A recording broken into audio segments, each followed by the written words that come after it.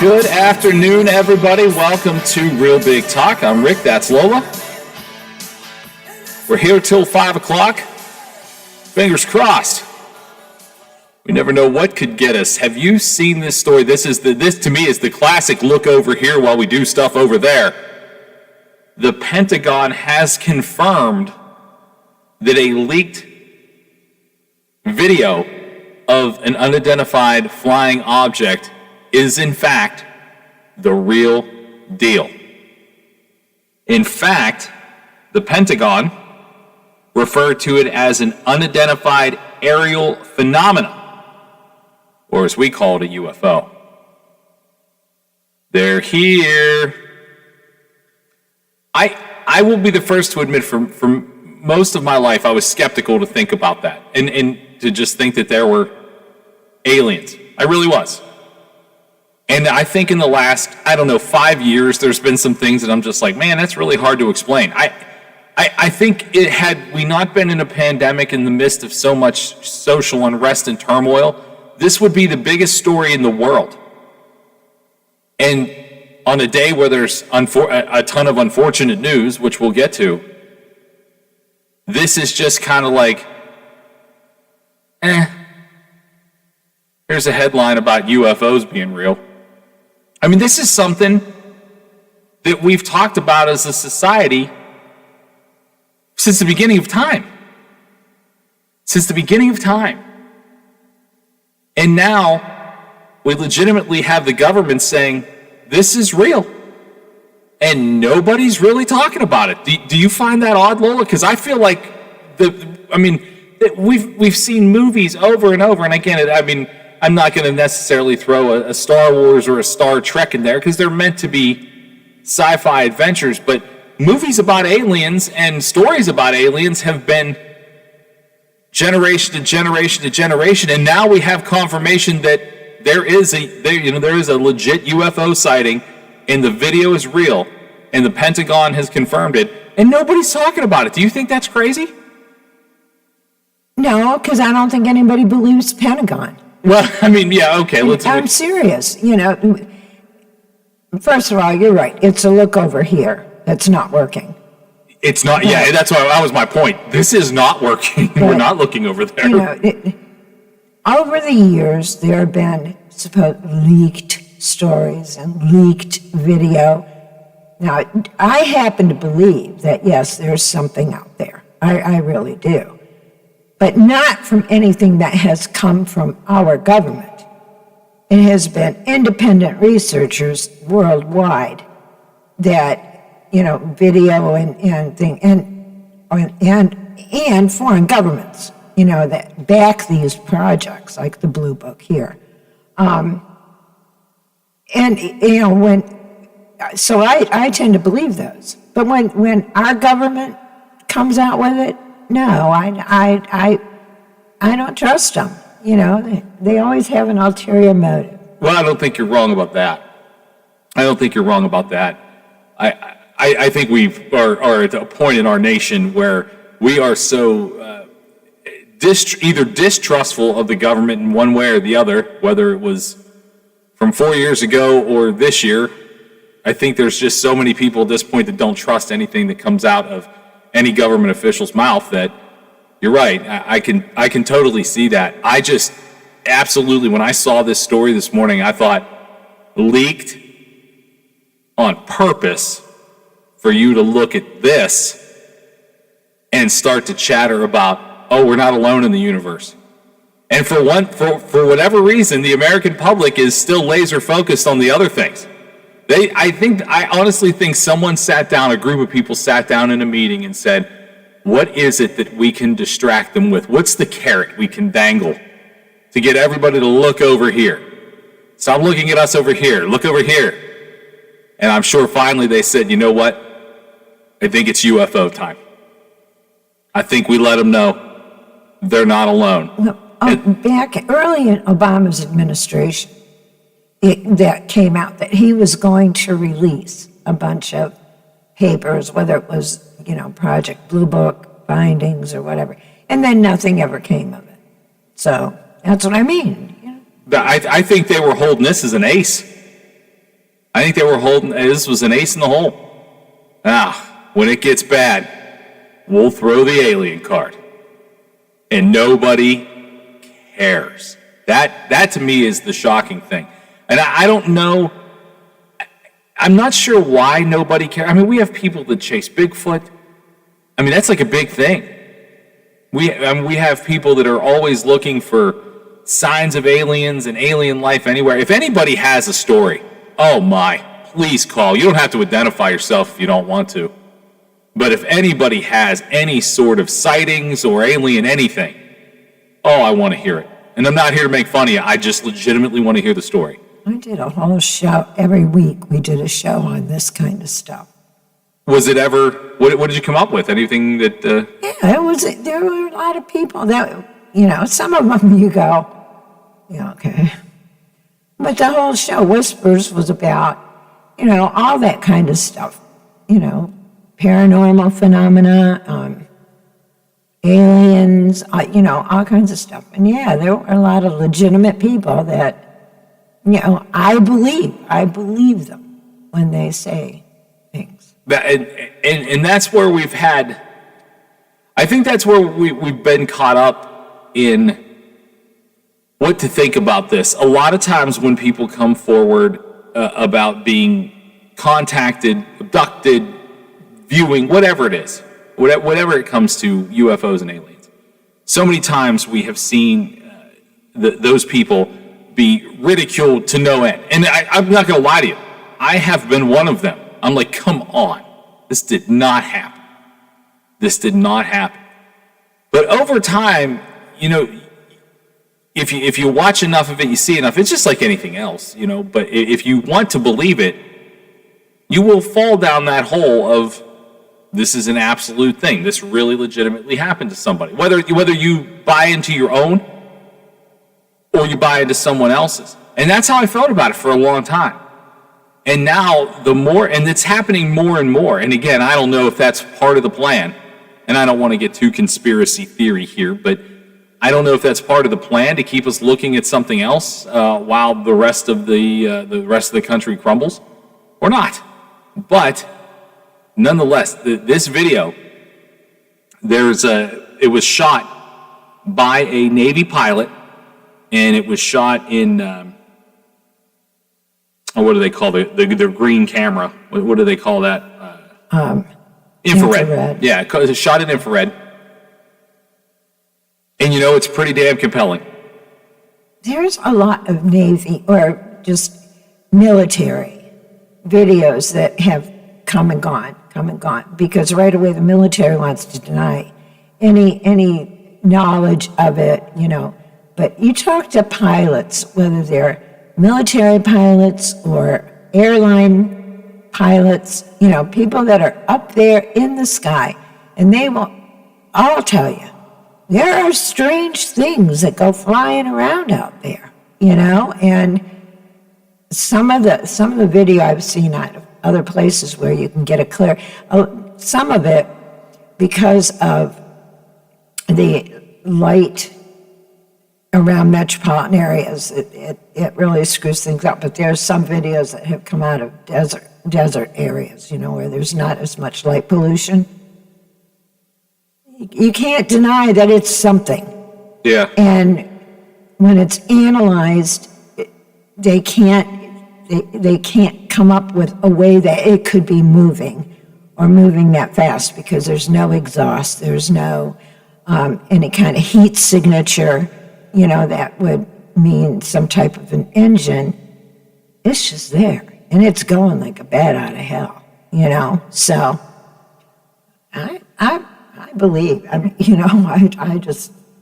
I gotta say, this is pretty compelling stuff. In January, there was a photo posted from a driver in LA traveling on the 101 freeway of a bright swirl-type object in the sky. I'm looking at the picture. In this picture, of that particular picture, this looks like the idea of what we have popularized UFOs to look like. Circular in shape, have like the drop-down doors, that kind of stuff.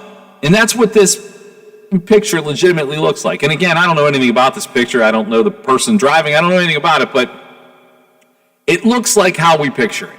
It looks like the ship ET came down on. You know, I mean, that's what it looks like in our popular and in pop culture.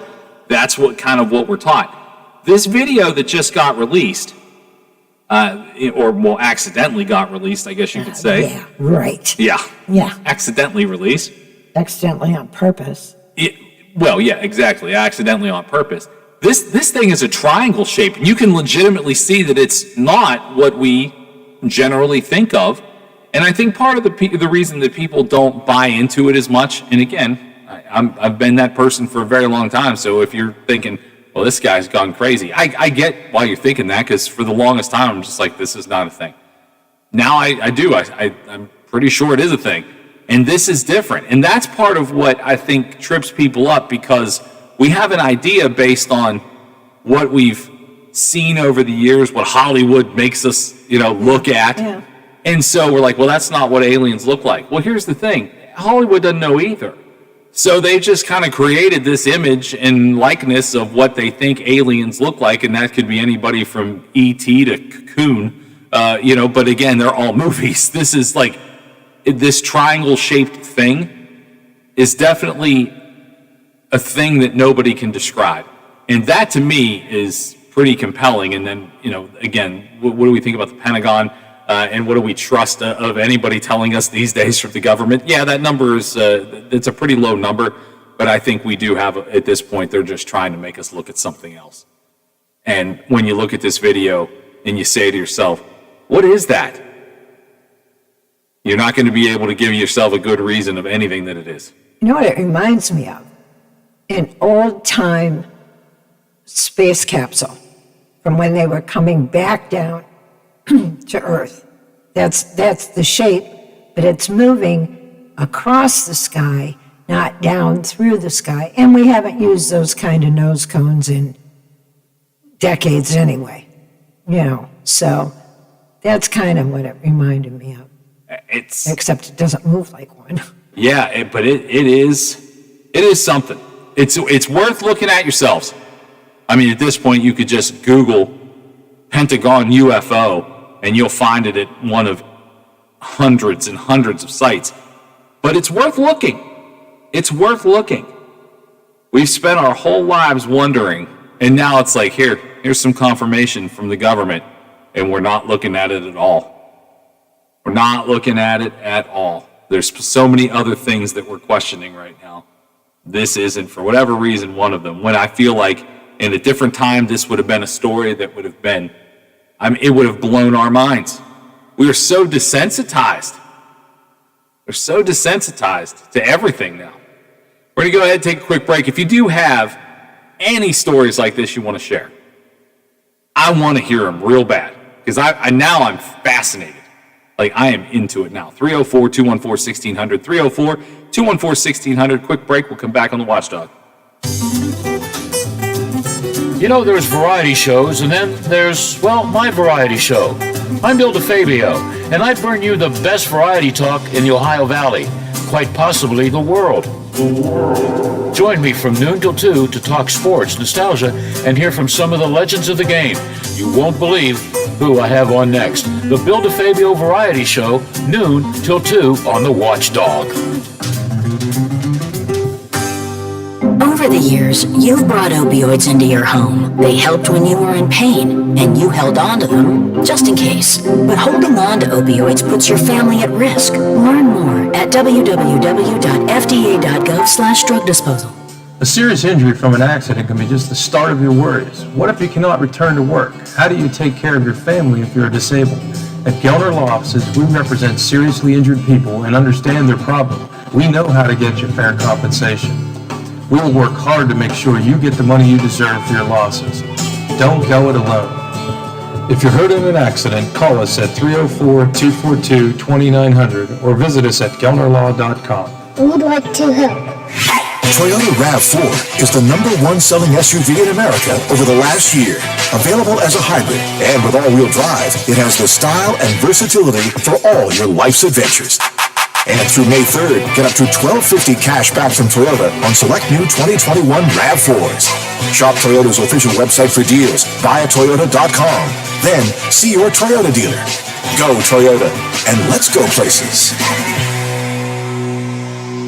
Keep tools, lawn equipment, and more protected with Suncast storage sheds from Menards. All 11% off. The Tremont 8x10 storage shed features blow-molded resin construction and steel-reinforced double walls for years of durability. All Suncast storage sheds are now 11% off. Get 11% off everything now at Menards. Good through April 17th. Savings are mail-in rebates. Some exclusions apply. See store for details. Save big money at Menards. There's a place where family and tradition are forged in the West Virginia hills, strengthened by the inspiration of a world-class education, where hands-on learning is encouraged and applied.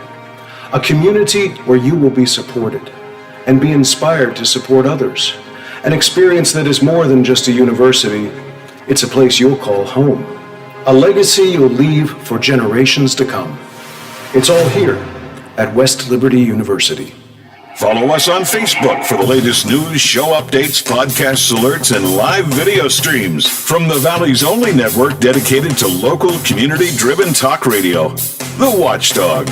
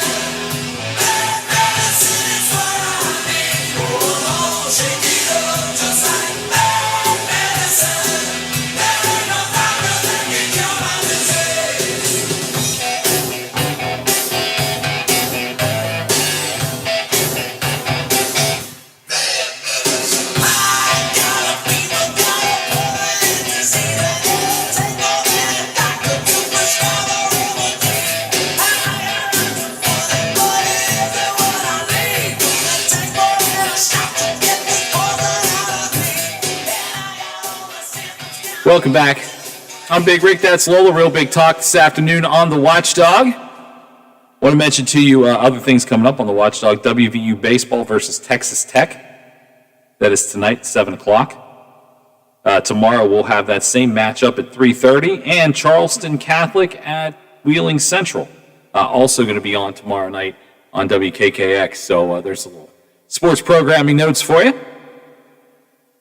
I happen to live in Washington County, Pennsylvania, and I'll be honest with you, I live far enough away and far enough out that I don't see a lot of the city stuff that happens in Washington.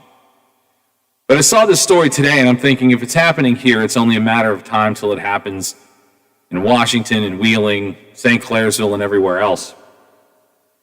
The City of Washington Police put out a warning to parents about a game called Assassin that local kids are playing in Washington, and basically what they're doing is they're going around, whether it be driving around or running around the streets, shooting each other with BB guns. That's a thing.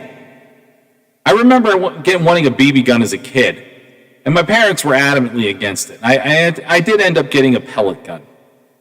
And well, my dad, I don't think my dad was adamantly against it, but my mom was. And I remember getting a pellet gun, and I think I had 3 pellets. So if I shot them at something, I had to go find them if I wanted to continue to use the gun. I wasn't like, it was a very limited number. And honestly, I think for the most part, it didn't really garner a whole lot of interest in my life after I got it. I have no idea what happened to it. But I was also fortunate enough to grow up in an era where the things that are happening today weren't. I have a tremendous fear for these kids that are running the streets with BB guns, because when they point them at the wrong person, they're going to end up shot. Legitimately shot. Not BB gun shot, but shot with an actual gun. And when that happens, people are going to point at the police like they're already doing right now in several situations. We'll get to some of those during the course of the show. But I thought this was worth mentioning for parents and grandparents to hear today. This is no joke. I mean, look, idiot kids shoot each other with BB guns. I've seen it happen. I know I've never done it, but I certainly have been there when other people I know have. And it's dumb, and it can cause some pain and some irritation and things like that. Someone could get shot in the eye. There's plenty of bad that can happen from it.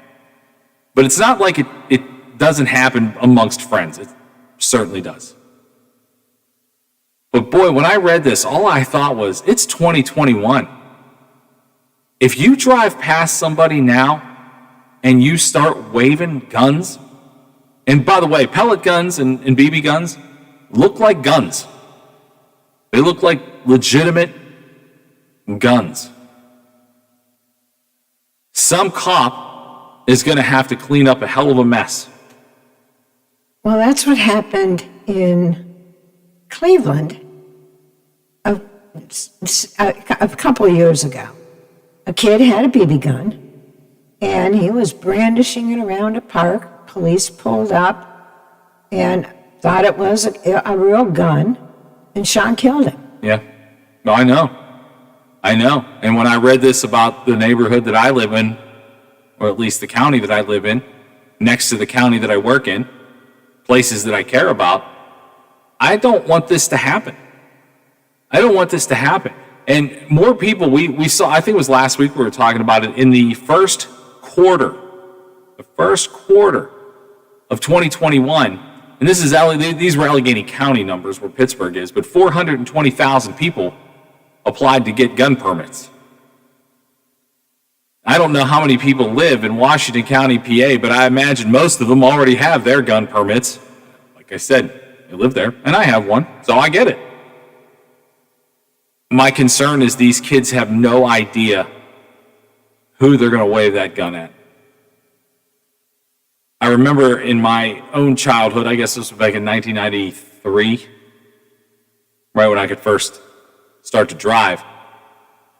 I was right where the waterfront is, if anybody's familiar with that, in Homestead. I was coming across the bridge, and a guy that I was with, a friend of mine, and the guy that we knew, and didn't like very much. He didn't like us. We didn't like him. He actually did wave a BB gun at us out of his window and chase us up the hill. Well, if that had happened now, so we're talking 30 years, almost 30 years. If that would happen now, that guy would have gone to jail. Back then, they did nothing. We went to the magistrate's office who told us to stay away from each other. Now that ends in somebody maybe getting shot with a real gun. There's so many people carrying weapons now, and I think a lot of them are, I think we're on edge. I think we're a society on edge. I just don't want to read about another kid driving around acting like an idiot. And trust me, I'm a kid. When I was a kid, I acted like an idiot. I'm not dogging kids these days. So many people put down kids these days and millennials. And you know what? They're different. They're different than the generation before mine. They're different than, my Generation X. But that doesn't mean that they don't have things to offer and they get things in a different way. But I don't think they get the gravity of this particular thing. I mean, we've seen kids eat Tide Pods, and I get that is maybe the dumbest thing that we've seen kids do in the last couple of decades is they eating the Tide Pod challenge. I still can't believe that's words I had to put together and say as a sentence. But I just think the gun part of this is going to make the gun part of everything that we're going through as a society that much worse. And I feel bad. I feel bad for any officer that's going to have to respond to that, because they will have to approach it cautiously, and who knows what could happen. I mean, the game is not fair. It's not fair for anybody right now. So let your kids know, let your grandkids know that this isn't a game that they're going to want to play. But I couldn't believe that was the thing that kids are doing. I mean, what happened to water balloons? You know who got hurt getting hit with a water balloon? Nobody. Might have been an inconvenience to get wet. But you don't get shot. You just get wet. What are these kids doing? I feel like my father. But nonetheless, I think it's pretty scary. We're going to go ahead and take a break. We'll come back, get into some different topics. We'll take your phone calls too, 304-214-1600, our phone number. This is The Watchdog. The Metro News Update is brought to you by Thomas Auto Centers, Mall Road, St. Clairsville. Get the best deal at Thomas Auto Centers. West Virginia. Metro News, I'm Chris Lawrence. Great tributes to a young man whose life was cut way short. Many remembering K.J. Taylor during his funeral earlier today in Charleston, including his cousin, Teron Rush. He don't even know that I looked up to him. I'm 4 years older than him, and I looked up to him like he was my older brother. He had changed my life so much, and I should have been checking on him, and he was checking on me. The 18-year-old Taylor murdered last week in Charleston, and police continue to look for his killer. Morgantown police have a suspect in custody after an April 8th shooting in the University City. 19-year-old Justin Lamar of Morgantown turned himself in this week, charged with shooting a man in the parking lot of the Domino's Pizza on Pleasant Street. He's being held on malicious wounding charges in lieu of $75,000 bond. Governor Jim Justice today in his COVID-19 briefing urging more testing and more vaccinations, particularly of young people. The governor says his Greenbrier East girls basketball team was offered the COVID vaccine 2 weeks ago and all refused to take it. This week, one of his players tested positive for COVID. All kids 16 and above, and especially our college kids and everything, the transmission rate is unbelievable. We have got to get our young people tested. The DHHR today reporting 475 new cases of COVID-19 in West Virginia and 5 additional fatalities. Active cases in the state are now below 7,300, where they'd been hovering for a few days, and hospitalizations down to 234. You're listening to Metro News, the voice of West Virginia. U.S. Senator Shelley Moore Capito says Senate Republicans have their own plan when it comes to improving infrastructure in the U.S. A conceptual Republican bill that we think addresses the core issues that we've talked about, along with the way that we would say that you can pay for it without raising taxes. Senator Capito, part of a news conference in Washington, D.C., along with other Senate Republicans. From the Metro News Anchor Desk, I'm Chris Lawrence. AutomotiveMap.com presents the Sports Flash, powered by The Score on the Watchdog. I'm John Thayer. The NCAA Division I Council made a couple of changes official yesterday. They adopted a new transfer legislation that will allow student athletes one-time opportunity to transfer and compete immediately. The other change involved recruiting activities, which will be allowed as of June 1st in all sports to return to their normal recruiting calendars. In-person recruiting has been shut down since the pandemic began. Cameron Smith was the day one leader at RBC Heritage at 9 under par. He shot a career best 62 on day number 1. Stuart Sink was a shot behind, while Colin Morikawa and Matt Wallace were tied for third at 6 under. Download the Score app today. Lightning fast sports alerts. It's why the Score app is one of North America's most popular sports apps. I'm John Thayer with the Sports Flash, powered by the Score on the Watchdog. O'Reilly. Cleaning your fuel system can make your car run better and improve gas mileage. Visit O'Reilly Auto Parts and pick up a bottle of Chevron Techron Fuel System Cleaner and add it to your tank during your next fill-up. On sale now, buy one, get one free at O'Reilly Auto Parts. Stop by and talk to our professional parts people today or visit O'ReillyAuto.com. O'Reilly Auto Parts. Hey, we get it. You don't want to be hearing a Progressive commercial right now, so let us tell you something you do want to hear. You are intelligent. You make all the right decisions. You were smart before smart was cool, and you made it cool again. You have a wealth of knowledge, and you are so very clever. I bet you already knew I was going to say that, you genius. There, don't you feel better? You'll also feel better when you hear you could save big when you switch to Progressive. But I'm pretty sure you already knew that, too. Progressive Casualty Insurance Company and Affiliates. Hi, this is Joe Mullins with the Radio Ramblers. We've been thankful to perform throughout the state, the U.S., and beyond, featuring bluegrass music, homegrown here in Ohio. We are certainly ready to get back on stage in front of audiences and at festivals and concerts after we have enough people vaccinated in the state. The COVID-19 vaccine will let us all get back in business doing what we love. Please roll up your sleeve. Ohioans have come a long way. We can't afford to stop our efforts now. Don't procrastinate. Vaccinate. To schedule a vaccine appointment, see gettheshot.coronavirus.ohio.gov or call 1-833-427-5634. That's 833-427-5634. Do it today for a healthy Ohio as soon as possible. 1-833-427-5634.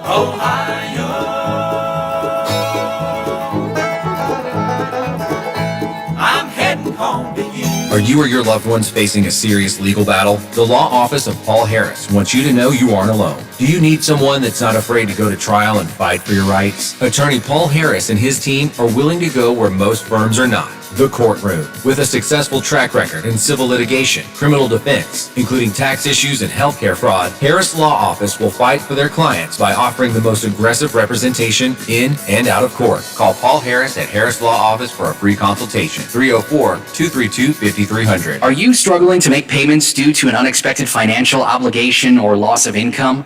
Are you receiving calls from debt collectors? Are you feeling overwhelmed and unsure of what steps to take next? Then you need the experience and expertise of attorney Tom McIntyre and his staff to help guide you through these temporary hardships.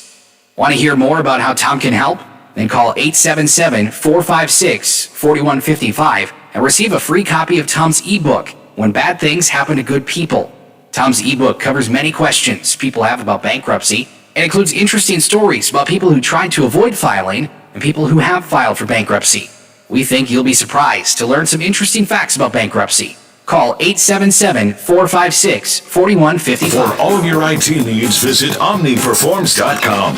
Omni Strategic Technologies, the only IT company that the Watchdog trusts. Hi, this is Joe Mullins with the Radio Ramblers. We've been thankful to perform throughout the state. The Variety Show with Bill DeFabio is live on the Watchdog Monday, Tuesday, Thursday, and Friday. We talk to some of the region's best business owners while keeping you informed about area events and happenings. You won't believe who I have on next. Tune in and get with the program. Guests from preachers to pros and even some Super Bowl champions. Join me, Bill DeFabio, from noon to 2 for the Variety Show on the Watchdog.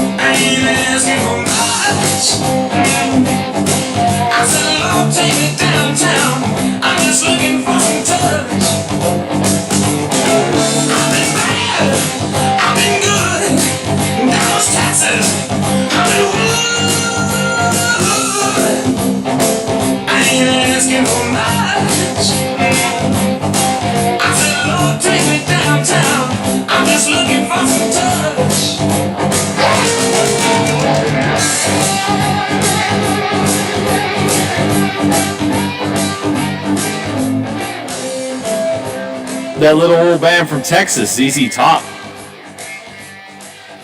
I'm always in the mood for ZZ Top. I'm Big Rick, that's Lola. Have you seen this program? It actually launched, I think, earlier this week, and it has become insanely popular. It is a program through FIA that will pay, or FEMA. FIA is who you pay your student loans to if you're from Pennsylvania. FEMA is different. It is basically an assistance program through FEMA that will give you up to $9,000 if you buried a loved one who died from COVID-19. I know. What do you seem to have feelings about that? Let it go. No, I don't. I mean, yes, I feel bad when that all these 560,000 people have died. I just was surprised. Because if your loved one dies any other time, you get $250. It is a shocking number. I'm not surprised that there was something set up on behalf of those people. I'm certainly surprised that it's up to $9,000. Now, that doesn't mean that everybody gets $9,000, but it's up to $9,000. But yeah, considering what is actually there for, I think it's $255 is what people get. I mean, have you paid for a funeral? Yes. They are not cheap. Not that they should be cheap, but at the end of the day, it's egregiously expensive. I mean, it is just unbelievable expensive. And I saw, I've seen people's different takes on this program. 563,000 people have died in the United States because of coronavirus. That's what's listed. And of course, that number is perhaps. It's not a definite. Underreported here, maybe overreported there. At one point, there was like incentives for places at the beginning of this pandemic, financial incentives for people that actually were taking care of coronavirus infected people. So who knows legitimately what that number is? But it's a lot. It's a lot. I mean, that guy died in a motorcycle accident in Florida, but he happened to also have COVID. So they listed him as a COVID death, even though he was mangled in an accident. Whatever the number is, it's still an extraordinarily high number. Guess how many people have called this hotline since it opened? Over 1 million. Half the calls are fraudulent. Now, how do you even put together a scam that quickly? Maybe it's just because that's not what I do. Maybe scammers are like, oh yeah, we've had this one figured out. We knew it was coming. But they've received over 1 million calls. Like, the system is broken. They can't even process more calls. Well, you got to be a pretty low life to try to scam from a funeral fund. Like, I get it. Times are desperate. Some people are better at scamming than others, I guess. But nearly 1 million calls. That's like almost double the amount of people who actually died from COVID. So now, where there's this program, again, some people feel one way about it, some people feel another. I don't know that, I don't, people die. People die from things all the time. And I always go back to this just because I am someone who it affected, thankfully not in an ending. But there's so many different kinds of cancer. Cancer is caused by so many different things. And there isn't one of these for people that die from cancer.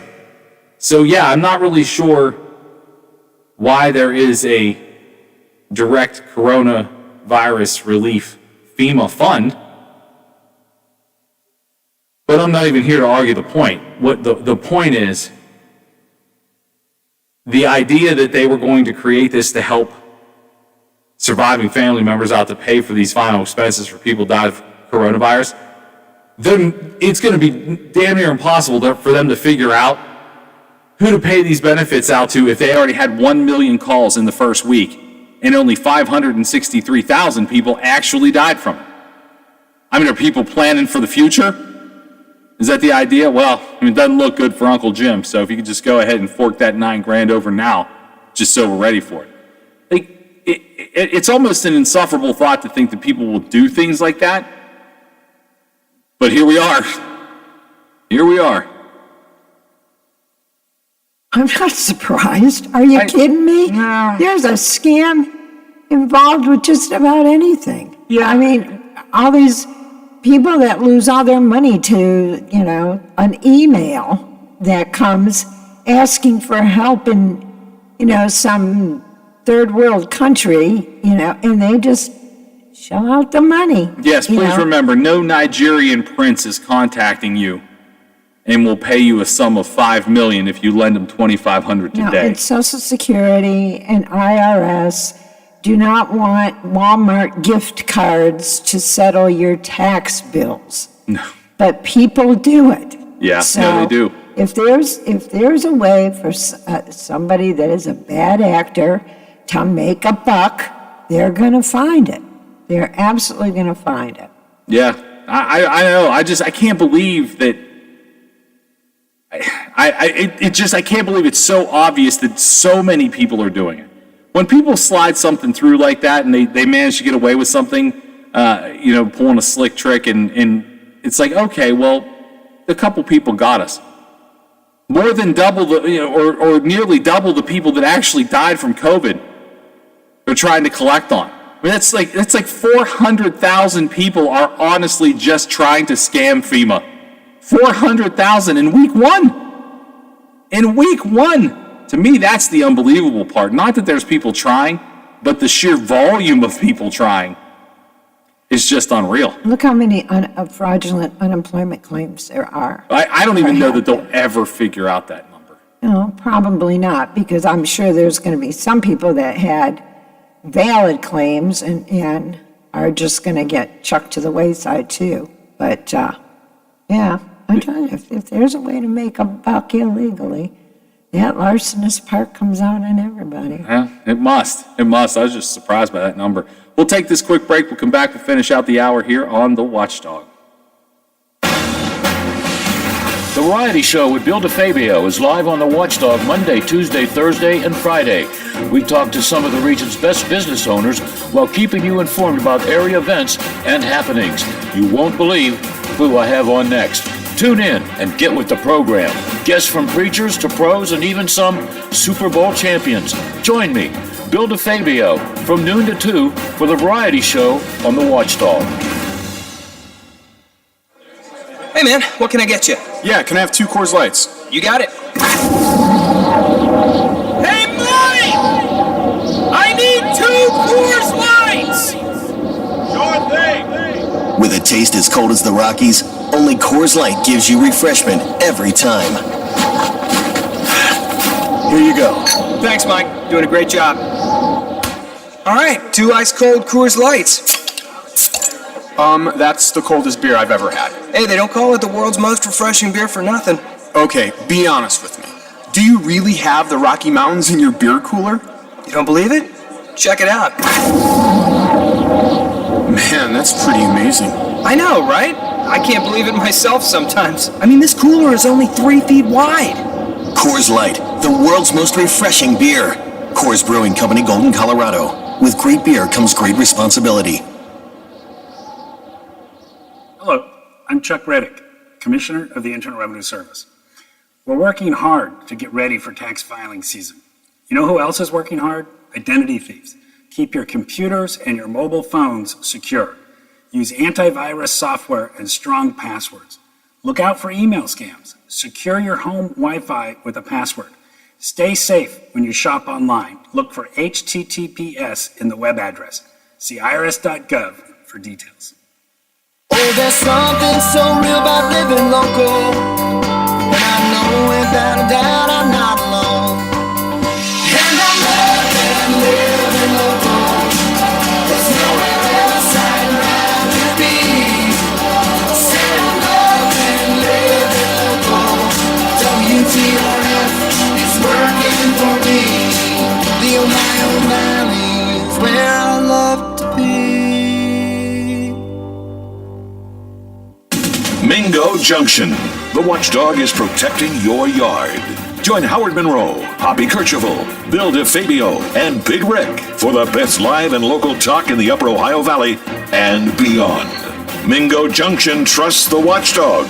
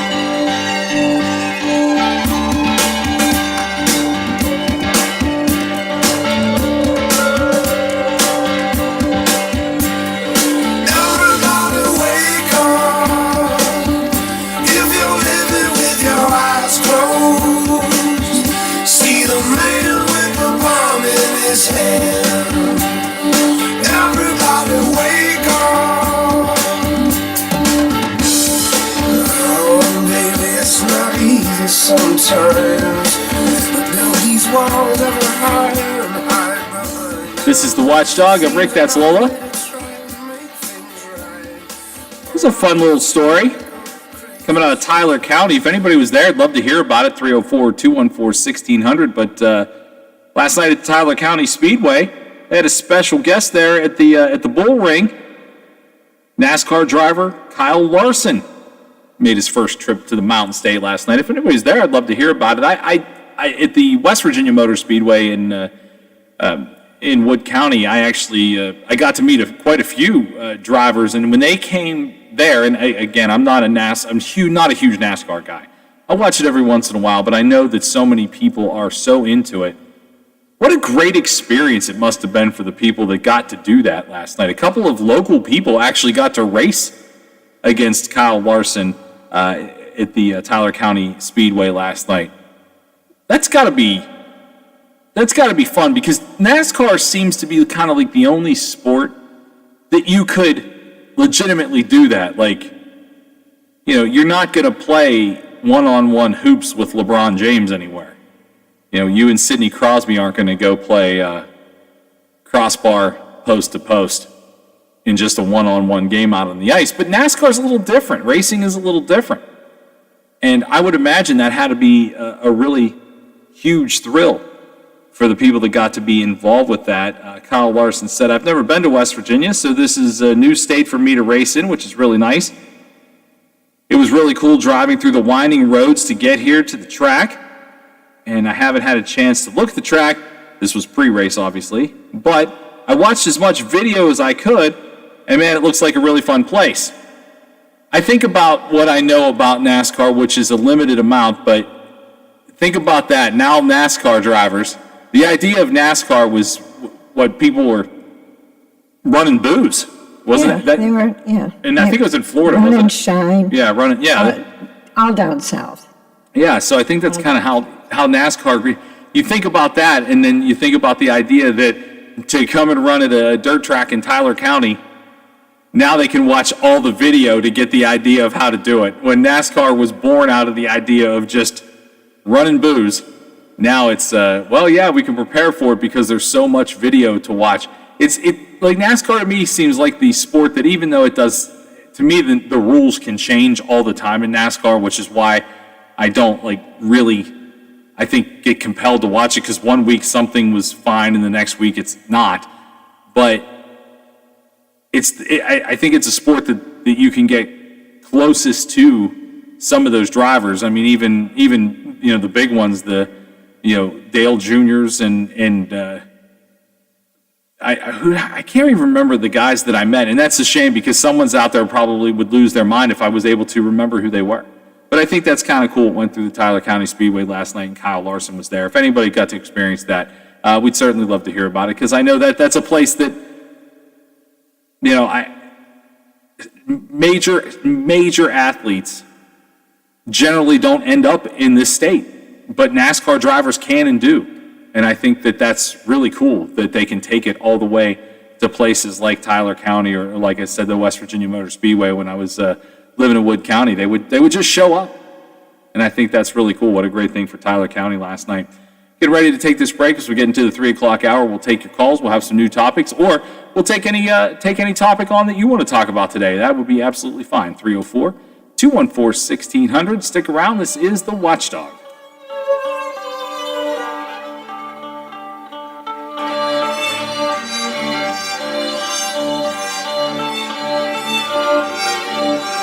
The Watchdog is FM 98.1, AM 1600 WKKX Wheeling, FM 97.7, AM 1370 WVLY Moundsville. The ABC News is brought to you by Thomas Auto Centers, Mall Road, St. Clairsville. Get the best deal at Thomas Auto Centers. From ABC News, I'm Michelle Franzen. In Indianapolis, police still don't have a motive in the mass shooting at the FedEx facility there. Police say the gunman killed 8 people before shooting himself, but we're learning more about the shooter. 3 sources briefed on the investigation tell ABC News the shooter is believed to be Brandon Scott Hole. Investigators are focusing on his work history and trying to determine whether he had been employed by FedEx or at a location near the shooting. ABC News contributor and former FBI agent Brad Garrett. In mass shooters, they leave a trail of information. either via social media, friends, associates, family. And so the information about perhaps his motivation to do this will be in things that he already created prior to the shooting. It is the third mass shooting in Indianapolis just this year, Mayor Joe Hugg said earlier. Just last week, I signed on to a letter from over 150 mayors around the country asking for the United States Senate to consider legislation that would expand background checks. In New York today, NYPD authorities say they've arrested an Ohio man with a semi-automatic rifle outside a Times Square subway station. Police say the 18-year-old was spotted by police outside that station. Authorities say the man told police the gun is registered in Ohio and it was not loaded. Police, though, found a bag next to him with ammunition. Charges are still pending. Russia delivers its own response to sanctions imposed by the U.S. yesterday. Russia has asked 10 American diplomats to leave the country, a tit-for-tat response to the U.S. expelling 10 Russian diplomats as part of Thursday's sanctions package. Russia's foreign minister said it would also sanction 8 senior American officials. The minister also said Russia was recommending the U.S. ambassador to Moscow go home for consultations. ABC's Patrick Revel, you're listening to ABC News. Hello, neighbor. Pat Boone here. You know, they say every dark cloud has a silver lining, right?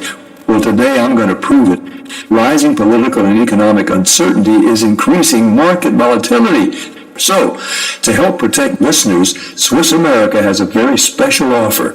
Historic silver walking Liberty $half at the amazingly low price of just $11.95 each delivered. That's right, $11.95 each delivered, while supplies last. Available now by calling 800-630-1492. Why don't you write that down, 800-630-1492. Put a silver lining in your portfolio now. Call 800-630-1492. 800-630-1492. Walking Liberty $half at the amazingly low price of just $11.95. Call 800-630-1492. In Chicago, overnight protests, many businesses boarding up their windows. This after the release of body cam video showed a police officer shooting 13-year-old Adam Toledo to death last month. The officer's lawyer saying he had no other option. White House Press Secretary Jen Psaki calling that footage, quote, chilling. Too often in this country, law enforcement uses unnecessary force, too often resulting in the death of Black and brown Americans. During the White House briefing, also this. There's a plane right overhead. Turns out it was a military flyover, part of the dedication for the new World War I memorial in Washington. A former NYPD officer pleading guilty today. Valerie Cincinnati admitted to the judge she deleted images on an iPhone with the intent to obstruct a federal grand jury investigation into a murder-for-hire plot to kill her estranged husband and her boyfriend's teenage daughter. The boyfriend went to the authorities when Cincinnati wanted to include his 15-year-old daughter in the plot. Had the case gone to trial, federal prosecutors said they'd have played audio and video recordings in which Cincinnati was overheard discussing the plot and an alibi. She faces about 5 years in prison when she's sentenced in October. Aaron Katursky, ABC News, New York. Australia reporting its fourth death linked to the AstraZeneca COVID vaccine. A 48-year-old woman got the shot April 8th, hours before authorities recommended people under age 50 take the Pfizer shot. This is ABC News. For the ones who know safety isn't a catchphrase, it's a culture. And the ones who help make sure everyone makes it home safe. For the safety-minded who watch everyone's backs, Grainger offers supplies and solutions for every industry, as well as safety assessments and training to keep your facility safe and your people safer. Call, click Grainger.com, or just stop by. Grainger, for the ones who get it done. Michelle Franzen, ABC News.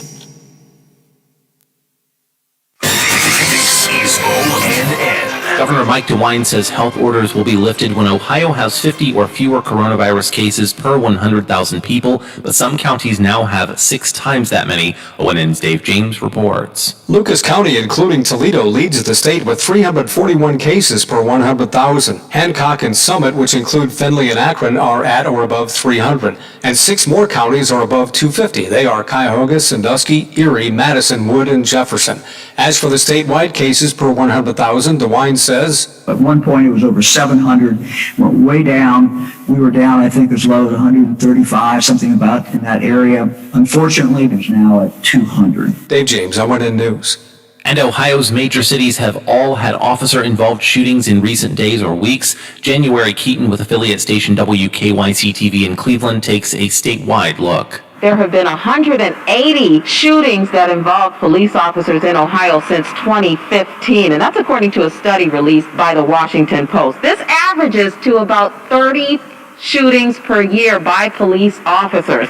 Now, young men are more involved in police shootings, with 95% of all people shot by police being male. Of course, many police shootings are justified because they have to make sure that they maintain the safety of the public and themselves. On Cleveland's East Side, January Keaton.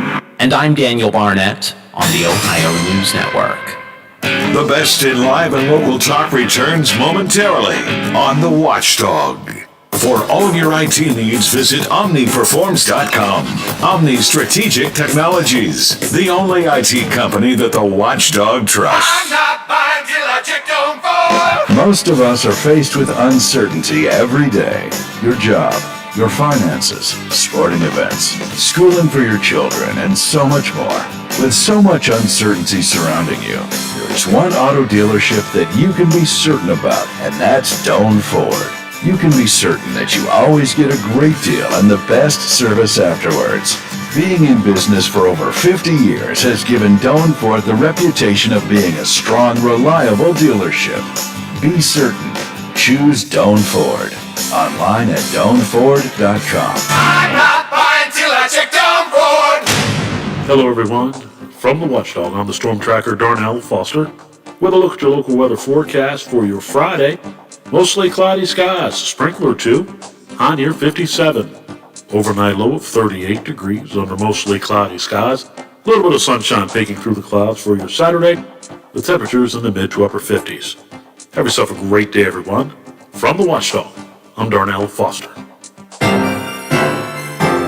The views and opinions expressed on the following program are not necessarily those of this station or its sponsors. He's not your father's talk show host, but your dad can listen too. Real Talk is right here, right here. Real Big Talk with Big Rick is on the Watchdog.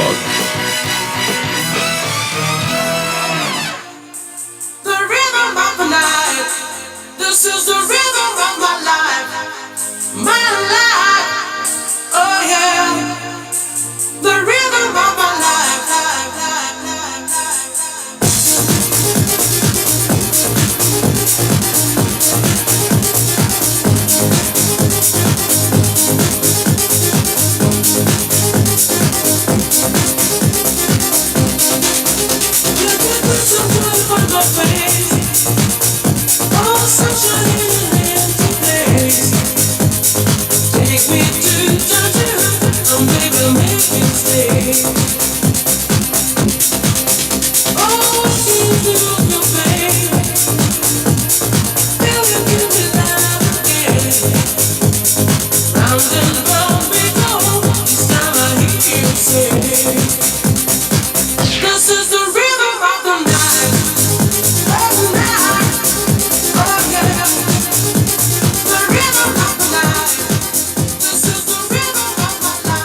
That's Lola, I'm Rick. Real Big Talk continues here on the Watchdog. Watching this boil over was kind of interesting. Representative from Ohio, Jim Jordan. Oh, Did you see this? yes. Man's an idiot. Well, he's I think what he did, if just to catch up, Jim Jordan was hammering away at Dr. Fauci. Basically asking the question that everybody's asking. I will give Jim Jordan this. We all want to know the answer to this question. And Fauci can't give it. And I agree that he probably can't give an answer to the question. No, I can't. So it's, to me, it's just bulls and horns. And nobody can, nobody's going to actually win this thing. But Jim Jordan was questioning Dr. Fauci, and they got heated in this exchange about COVID-19 mitigation measures. And basically, he kept asking, when are we going to relax these rules what are we going to do about this mask wearing? Fauci gives a very Fauci-like answer, until it's under 10,000 people per day in the United States that are coming down, like we're going to have to do this. Nobody wants to hear that. I don't want to hear it. Lola doesn't want to hear it. Jim Jordan doesn't want to hear it. Jim Justice doesn't want to hear it. Nobody wants to hear this. And I agree. And I think at this point, Fauci's probably the most powerful person in this country because he's the guy at the top of the heap when it comes to the pandemic. Like it or not, he's the guy. So, he gives his response and basically says, look, we can't do this until the coronavirus infection is at such a low level that it's no longer a threat, saying that we're on the verge of another surge of infections. So then Jordan interrupted Fauci and asked for a specific time and date, a specific number, which again, Fauci can't give him. So Jim Jordan says, we had 15 days to slow the spread, and it turned into 1 year of lost liberty. Yeah.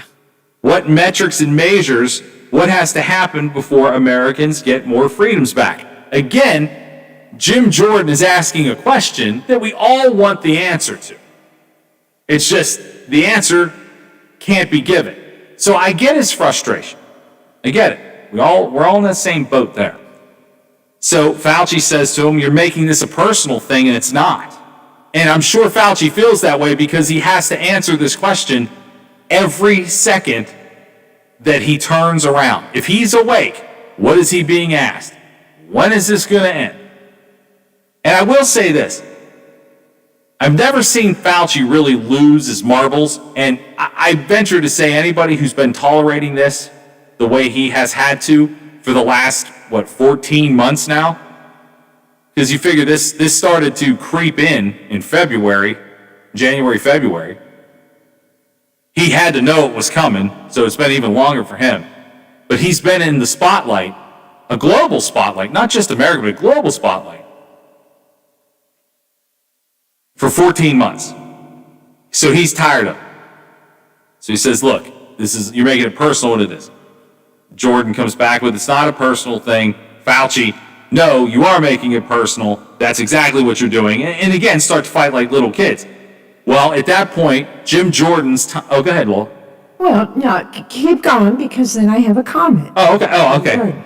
So basically, Jordan's time ends as far as being allowed to talk, and it's announced that, Representative Jordan, your time is now up. Well, he keeps trying to go at it with Fauci, who's saying, look, right now we're at 60,000 infections a day, and it's a large risk for the resurgence, all that kind of stuff. I mean, the stuff that you said that that he would say, and then we can't do it till it's well below 10,000 a day.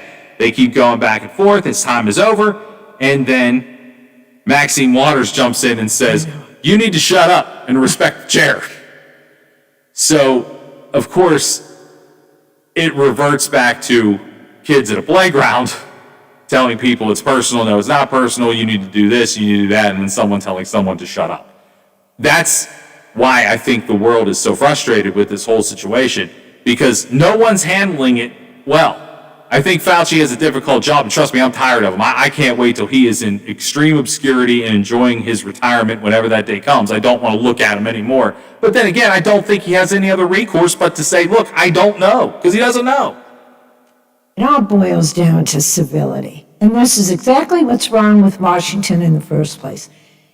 Jordan had absolutely no reason to attack him. Say your piece, ask your questions when you're told by somebody that would, can honestly give you an answer, and even if it is, I don't know, accept that damn answer. Why do you gotta keep going on and on, beating a dead horse? He was just rude. He was rude. That was rude, and that's exactly what's wrong with Washington, D.C. And for the chair of the committee to have to tell him, just shut your mouth. Because you've already extended your time with nothing but campaigning. That's what it was. It was a photo op, and he was playing to his constituents. See, I'm standing up for your liberties that they are taking away from you. Well, you know what? 563,000 people have died, and they have no liberty at all. And you want to crab about it? You know? Sorry? No, don't get sorry. It just, that's what's wrong with our politics today. Nobody is civil. No, You know, and that he went after Fauci like a little boy on the playground. yeah, I mean that's exactly how I saw it. It's exactly how I saw it. Kids on a playground. Unfortunately, that playground is the future of our country. Well, that's exactly why he should not behave that way. No, and that's the thing. It gets the people on Team Jordan fired up. I mean, it's exactly what it couldn't have worked out any better for him, really. You know, you're right. He got the photo up. Yeah. He's trying to let his constituents know, I'm standing up for your liberties and freedoms. And I'm going to run for president in 2024. You mark my words. I won't be shocked if his hat is in the ring. And again, I'm not defending Fauci either because I'm tired of it too. Well, we're all tired of that, but Fauci didn't do anything wrong. No, I mean, that's what I'm saying. I've never seen the guy lose his marbles. And at some point, I don't know how someone in his position does it. You don't have to like him. You certainly don't have to like what he says. Nobody likes what he has to say because none of it's been good. None of it's been good. Other than the vaccine part, none of it has been positive. But I can't even imagine the amount of stress that guy has to go through. He probably doesn't sleep. To me, he's like the medical Ryan Seacrest. He has 15 jobs. He's everywhere all the time. You turn on the TV, it's Fauci. Turn on the radio, it's Fauci. Newspaper, Fauci. Social media, Fauci. He's everywhere. He's everywhere. But that was kind of my point, is if we see this behavior, I mean, you and I are, and probably a lot of the listeners for the show, are old enough to recognize that we're probably A, not going to change, and B, if we have to, if something gets to the point where it's getting less than civil, just walk away. And really, this show isn't as important as what, honestly, Jim Jordan does or what Dr. Fauci does. But if somebody calls this show and we have an adamant disagreement, it's left respectful. And we can do that on a little talk show in Wheeling. We can't have that in politics. Just go, you know what? I completely disagree, and I think you know. Doesn't have to be something that he knows, but you can just say, let's agree to disagree, and I think you're not being forthcoming or whatever. I can't believe Maxine Waters had to legitimately say and told him to shut up. That doesn't, I get where she's coming from, but that doesn't help either. Your time is up. You've had your opportunity. It's time to move on. See, there should be mute buttons, just like they should have mute buttons at a debate. Well, you know. You don't shut up, close your mic off. Boy, and I could do it really fast. I was going to say, you'd be a great trigger woman for the debates. I would. Pull that. Nope. Your 2 minutes are up, sir. Boom. You know what? I kind of want to see it happen now. We'll go ahead and take the quick break because you mentioned something in your reply there that I wanted to bring up to you anyway, but now I think we're going to bump it up to here because I think it's probably a good time for it. You mentioned it's the photo op, it's the playing to the constituents. One of your other favorites had something to say yesterday, and I know it's going to fire you up, and I'm waiting for that. We'll take this quick break. We'll come back, and we'll talk about it next year on The Watchdog. The Variety Show with Bill DeFabio is live on The Watchdog Monday, Tuesday, Thursday, and Friday. We talk to some of the region's best business owners while keeping you informed about area events and happenings. You won't believe who I have on next. Tune in and get with the program. Guests from preachers to pros and even some Super Bowl champions. Join me, Bill DeFabio, from noon to 2 for The Variety Show on The Watchdog. Oh, there's something so real about living local, and I know without a doubt I'm not alone. And I love living local. There's nowhere else I'd rather be. Say I love living local. WTRF is working for me. The Ohio Valley is where I love to be. RAV4 is the #1 selling SUV in America over the last year. Available as a hybrid and with all-wheel drive, it has the style and versatility for all your life's adventures. And through May 3rd, get up to $1,250 cash back from Toyota on select new 2021 RAV4s. Shop Toyota's official website for deals via Toyota.com. Then see your Toyota dealer. Go Toyota, and let's go places. The Wheeling Nailers are back at it against the Fort Wayne Comets. Sunday, April 18th, puck drops 4:10. Enjoy a fun day with the Nailers and see possible future NHL stars.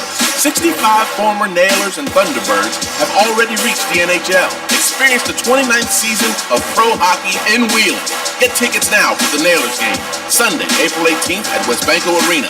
Call 304-234-GOLD or visit WheelingNailers.com. This is Nail City. Hi, this is Joyce Wright. Thank you so much to the Watchdog. I want a flat screen TV. And thank you, Baylor and West Liberty University.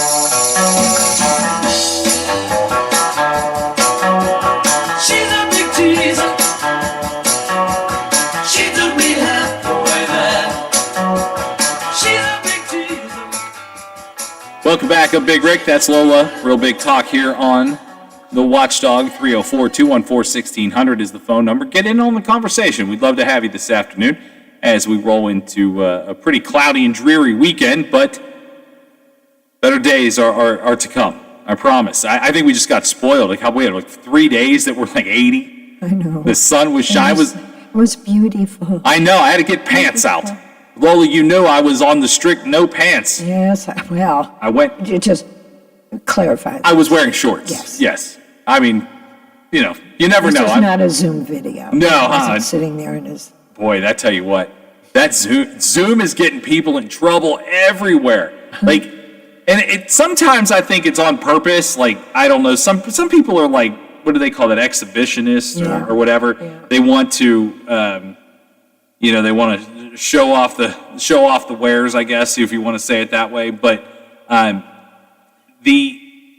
some people legitimately have Zoom meetings and their partners accidentally walk through behind them, not realizing they're connected to Zoom, and then it's the whole world just saw what was going on in our house. So yeah, I would imagine this has been it's been a very trying time for some people that have that work from home. I'm glad we have to come in here and work. I guess we really don't have to, but I like it.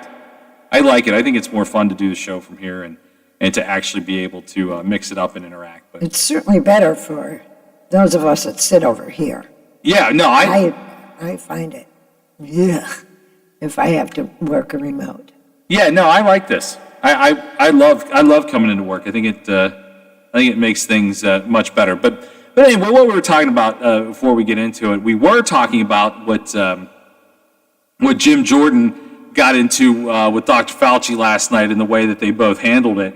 And you obviously came out as not pro Jim Jordan. Got a message on the text line, said Fauci should ask Jordan when he's going to turn in those coaches that victimized kids at Ohio State. There you go. Jim Jordan's not going to answer that question. Good call, though. Look, I mean, everybody at this point is uncivil, hiding from something, protecting from something, or running for or from something. And when we were talking about what happened last night between Fauci and Jim Jordan, Lola, one of the comments that you made was Jim Jordan saw it as an opportunity to show his constituents he was sticking up for their freedoms and their rights, and he was mad as hell, and I'm not going to take it anymore. And so he gets into a fight with Fauci, and then Maxine Waters told him to shut up, and it all is very uncivil, as it should not be when these types of people with these types of power are getting together. And I wanted to mention this to you, and I figured this is now as good a time as any. And honestly, I had to restart my computer because it just froze. So the information I have is I'm going off the top of my head here, but Lindsey Graham, another one of your favorites. I know that you are not a. I know that you're not a Graham cracker. You're not into it. But he said yesterday, and again, I'm trying to pull up the article as my computer just did not do me any favors. But Lindsey Graham says he wants to take another shot at police reform. Well, we're in a world right now where all of these things are just things are just in complete unrest. And we talked about many times, how many times, and I'm sure we'll continue to talk about it because it's never going to go away. We talk about how both sides need gun control. They have to talk about gun control. Guns make or break political careers. That is probably, at this point, right now, I'd say is probably the biggest issue that make or break careers, where you stand on guns and what your constituents feel is necessary on the gun topic. Well, what is the second hottest topic in the world right this minute? Social unrest. Cops shooting people, whether they be justified or unjustified. Cops are getting the finger pointed at them. Well, leave it to old flip-flop Graham here to go ahead, find the thing. I mean, honestly, it's the new hotness. What will be the new hotness for the next election cycle? What are we going to do to make sure that police are protected and that citizens are protected? Well, here he is. Look at me. I'm the police reform guy. And again, I said this yesterday, and I don't want to get back into the whole thing because I know I went on a long time about it, but the other day someone called and said I didn't leave the Democratic Party left me. I totally get that because that's how I feel right now about the Republican side of things. Like I don't understand. There's not one Republican right now I can grab onto and go, that guy or that lady is doing exactly what I wish I would see in the country. Lindsey Graham will do anything to do this one more time. I mean, you want to talk about the last dance? He wants to make sure he gets that last dance in. And so now he went for what is the easiest topic to get out there and get people to rally behind? How do we treat people? How do we treat cops? Because those things are going to play in to every political discussion for the next round of campaigning. He wants to go and be the police reform guy. What do you think about that, Lola? I know that's fun. I know you love it. When is he up for re-election? I want to say it's. I wonder if it's 22. I think it is. It doesn't say in this article that I have pulled up, but I don't. He's not ready to go yet, and I would imagine this is the one. If he starts chipping away at it now, he feels like this is probably an easy opportunity to get reelected because I'm already halfway through something that has everyone's attention. And I honestly, till we started doing this talk show every day, I really didn't think about things in that direction. Honestly, I didn't think about it all that much at all. I knew who I thought I felt was best suited for a position, and that's who I voted for, got behind, whatever you want to say. But now that I think about politics in a completely different way, and because we do this every day, and doesn't that sadden you? It does. It does. Well, you know what? No, it doesn't. In fact, it probably should, but it kind of, I don't know. I think it makes me think about it on a deeper level than I ever have before, and I think that's okay. A couple of my friends are really, whether I like their opinions on it or not, I have a couple of friends that are really into understanding some of the political ways, in ways that I never, like I said, I never thought of, I've never overly examined. I take those issues in my life, the couple that I'm truly concerned about, and I base who I would vote on or vote for based on those things that I hold dearest. And so that's really how I've done it through really up to 42 years of my life, since I was 18. So, and I could actually, my vote could be counted. So, but 25 years. And now that we do this every day, we talk about politics, people call in with their comments about politics that are not always the same as mine or yours, but also, I will say this, I think that everybody's opinion is correct. What's right for you is right for you. And sharing those opinions here, by the way, you can do that, 304-214-1600. Love to have you this afternoon for you to chime in on it. But now I overly examine things way more than I used to. And now I see stuff like this. Like if I would have read this story about Lindsey Graham coming out and saying that I want to take another swing at police reform, if I'd have read this, say, a year ago, maybe not a year ago things in police reform were, but say 16 months ago, I would have went, you know what? That's probably sounds good. It's probably a good thing. This sounds good.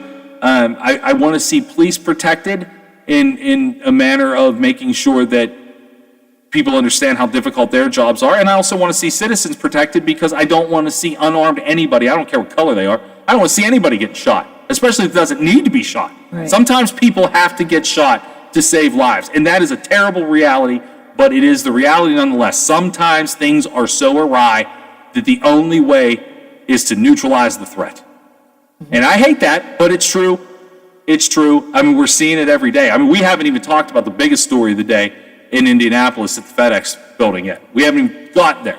So obviously guns are still the hottest topic of the day and will be for a while. But if I'd have seen this, 16 months ago and went, you know what? I'm not really a Lindsey Graham fan, but this is a good idea. Let's talk about this. How do we reform? How do we put in police reform? I would have totally bid on it and went, I agree. It's time to talk about that. Now that I do this for a living, I look at this and I say to myself, you're trying to get into the middle of a project now so people will continue to let you do it after the next election cycle. How short my memory is. I should have, he ran and won in 2020, last year. And I should have remembered that because somehow when I was in South Carolina, the algorithm picked up something. I don't even know where they got it from. Because then I started getting ads from the guy that was running against him, the Democrat, Harrison. And even though it was even a different state, but I kept getting these Harrison ads right up until the election day. It was like, seriously, people, I live 1,000 miles away from you, So I should have remembered that, Lindsey Graham ran the last time. So he's got, a little bit of time. Although it's never too early to start raising money. Well, that's what I was going to say. I think it's more the dig in. Dig in now. Start raising that money. I mean, let's face it. Republicans can't afford to lose a seat anywhere. Anywhere. And so I think now and always is the time. Now and always is the time. They follow that advice, too. Well, that's what they're doing. I mentioned I during the election, I signed up for both the Biden blast and Trump blast emails. I haven't seen one from Biden since the day after Election Day, or in and around there. I can't be sure what day it was, but in and around there while they were still kind of figuring out what to do with that. I still, every single day, get one from the Trump administration that has turned into some sort of conservative pack. It went from, okay, people signed up to either support or read or whatever for Trump, and now they turned it into a way to continuously make money. And maybe some people donate and give to that quite frequently. Well, I know people obviously do. They keep racking up record numbers. Did you see Sarah Huckabee Sanders has already racked up $4.6 million in like in a snap of a finger? So what is she planning on running for? Governor. That's right. Well, at least we don't live in Arkansas. Yeah, well, that's the thing. Like the places that are the people that are digging in now, and they're digging in deep. And when I saw this from Lindsey Graham, again, I'm totally for this discussion, a police reform discussion. How do we make this situation better? Because it obviously has to change. It obviously has to change. And I think it needs to change on both sides. Obviously, less people need to get shot that don't need shot, but also police need to know that the citizens have their back, because I can't imagine how they feel right now. I can't imagine how officers feel right now looking at the news. And I can't imagine the recruitment is going to get any better until there is a significant opportunity for new officers that would want to join a force anywhere. Would go, you know what, right now, I think I'd feel safer joining the Army than the police force. And that to me is a scary thought. Again, I know so many people that have served, but I think I'd feel safer in the armed forces taking my chances than I would becoming a police officer, because to me it feels like police officers are completely under fire. So I don't know, but yeah, I saw that and I wanted to make sure that I pointed that out to you, because I know that you're a fan. I know. We're going to take a break. We'll come back. We'll take some calls. We'll also get into some new subjects. We'll take whatever you guys want to talk about today. It's kind of a free-for-all Friday here on the Watchdog. The Mountaineer baseball team gets ready for a big weekend series against Texas Tech. Hi, everybody. I'm Tony Caridi. That story coming up on today's Mountaineer Report, brought to us by Kroger. Did you know that 1 in 8 Americans struggle with hunger? Yet more than 40% of the food we produce is thrown out. At Kroger, we know we can do something about this. We're donating more food to local food banks through our partnership with Feeding America. And we're working with World Wildlife Fund to end food waste. But we can't do it alone, and we hope you'll join us in creating a world with zero hunger and zero waste. Visit thekrogerco.com to learn how you can help.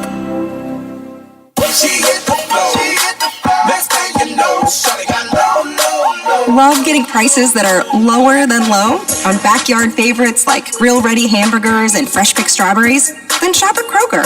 We give you more ways to save on the fresh you love with tools like the Kroger app, where you can find personalized coupons on top of weekly sales. Plus, rewards like fuel points, giving you prices that are lower than the everyday low. Kroger, fresh for everyone. A major challenge this weekend for the Mountaineer baseball team. West Virginia hosting Texas Tech. It's a 3-game series, and it starts tonight at Mon County Ballpark.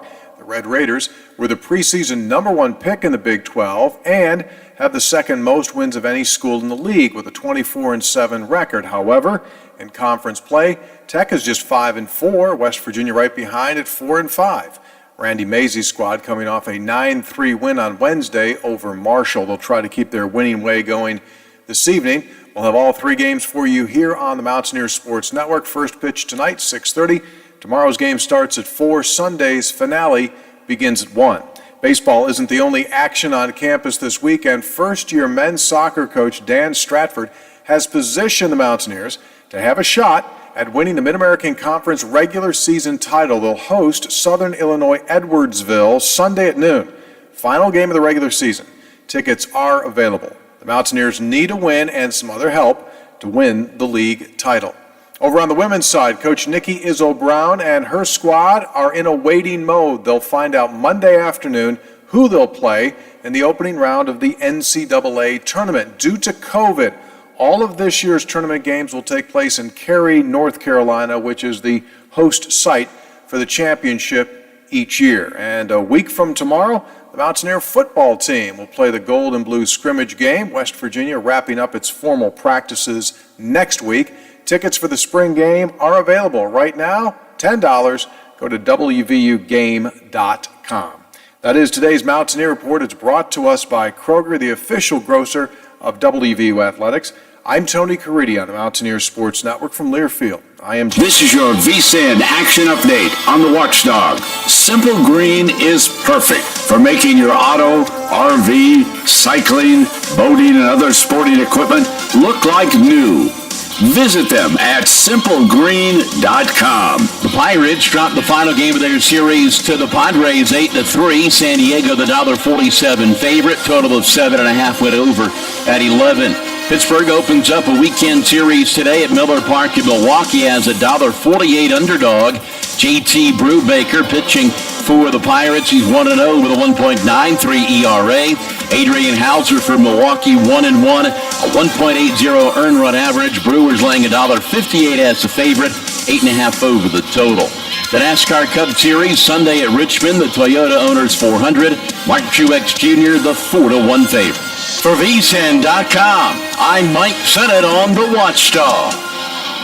For all of your IT needs, visit OmniPerforms.com. Omni Strategic Technologies, the only IT company that the Watchdog trusts. Now, during the Jim Robinson Ford Lincoln Toyota Pre-Owned Super Sale, select from over 80 vehicles in stock starting under $5,000. Most are local trades, many with one owner. Hurry to Jim Robinson at the Highlands, home of lifetime powertrain protection. Now, during the Jim Robinson Ford Lincoln Toyota Pre-Owned Super Sale, select from over 80 vehicles in stock starting under $5,000. Most are local trades, many with one owner. Hurry to Jim Robinson. CA House Music has all the gear to make your music legendary. With all the best gear, including Fender, Epiphone, Yamaha, and more, CA House will have you rocking in no time. Get the most for your money with everyday low prices. And we meet or beat internet pricing. Play before you buy and let our product specialists help you pick out the instrument that's right for you. CA House Music, supporting local musicians since 1872. Play music for life.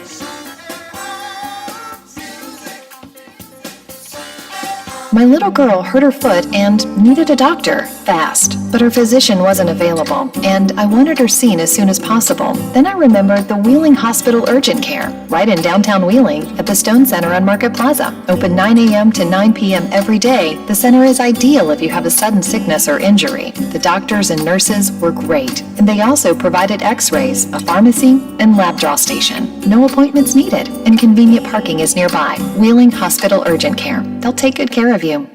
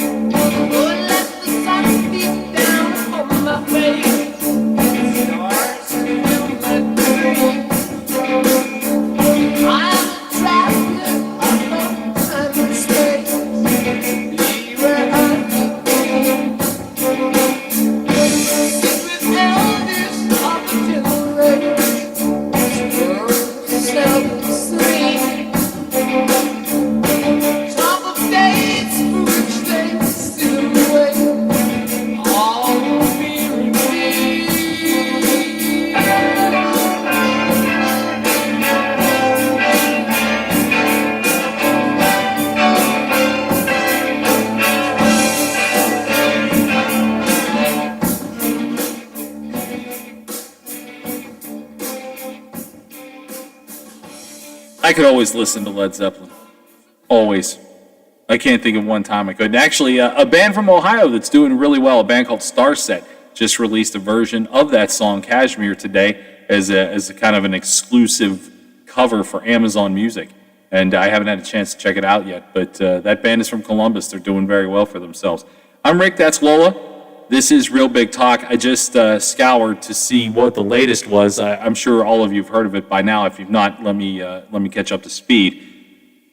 Indianapolis late last night, a gunman goes to a FedEx depot, shoots 4 people in the parking lot, kills 4 in the parking lot, 4 more inside, 5 others injured and taken to area hospitals.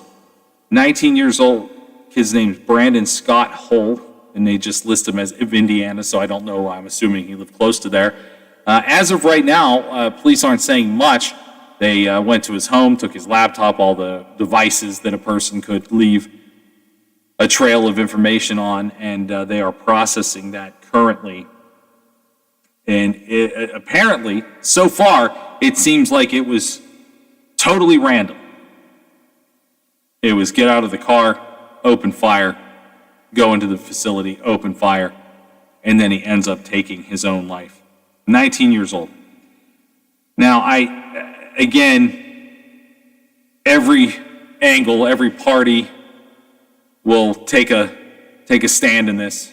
They'll want to talk about it, how it wasn't the gun's fault or that guns kill people. I will always kind of lean to the side of the gun didn't fire itself. But I think about when you're 19 years old. I try to, when I read this stuff, I put myself back into try to at least put myself back into the idea of what my life was like at 19. And I have to say, I was very lucky. I enjoyed my life at 19. I was a pretty happy guy. Went to college, enjoyed it. Today, but I also went to college and enjoyed my time in college as a 19-year-old kid without the distractions and difficulties that the internet provides. And that's kind of what I was getting to. Let's we got a phone call here. Let's I'll get back to that thought. TRF. Oh, I'm sorry. Yeah, that's right. It's Bob time. What's going on, Bob? Hey, how's it going? It's good. Just discussing the news of the day, and boy, it is sometimes super difficult. I don't envy you guys that have to really run this like true news and try to keep your opinions out of it, because I know for me, it's not always easy to do, but as a journalist, I know that is your job. So what's on tap tonight at WTRF? All right now we're on scene of an accident on Route 2 in McMecken. I know several crews are on the scene. We have a crew there getting some details in, nothing confirmed yet. So if you are traveling Route 2 in the McMecken-Benwood area, I would probably try and find another way around. So as soon as we get more on that accident, we'll have it on our social media. So that is the thing that's going on right now at this minute. So a couple other things we're working on is the Wellsburg Bridge will be floated down the Ohio River and put in place on Wednesday and Thursday. So we talked to the Department of Transportation as well as the Brooke County Sheriff on what's going to happen those 2 days. Obviously, the sheriff's worried about people that will be gawking on Route 2, what they're going to do with people that decide to stop and take in the show.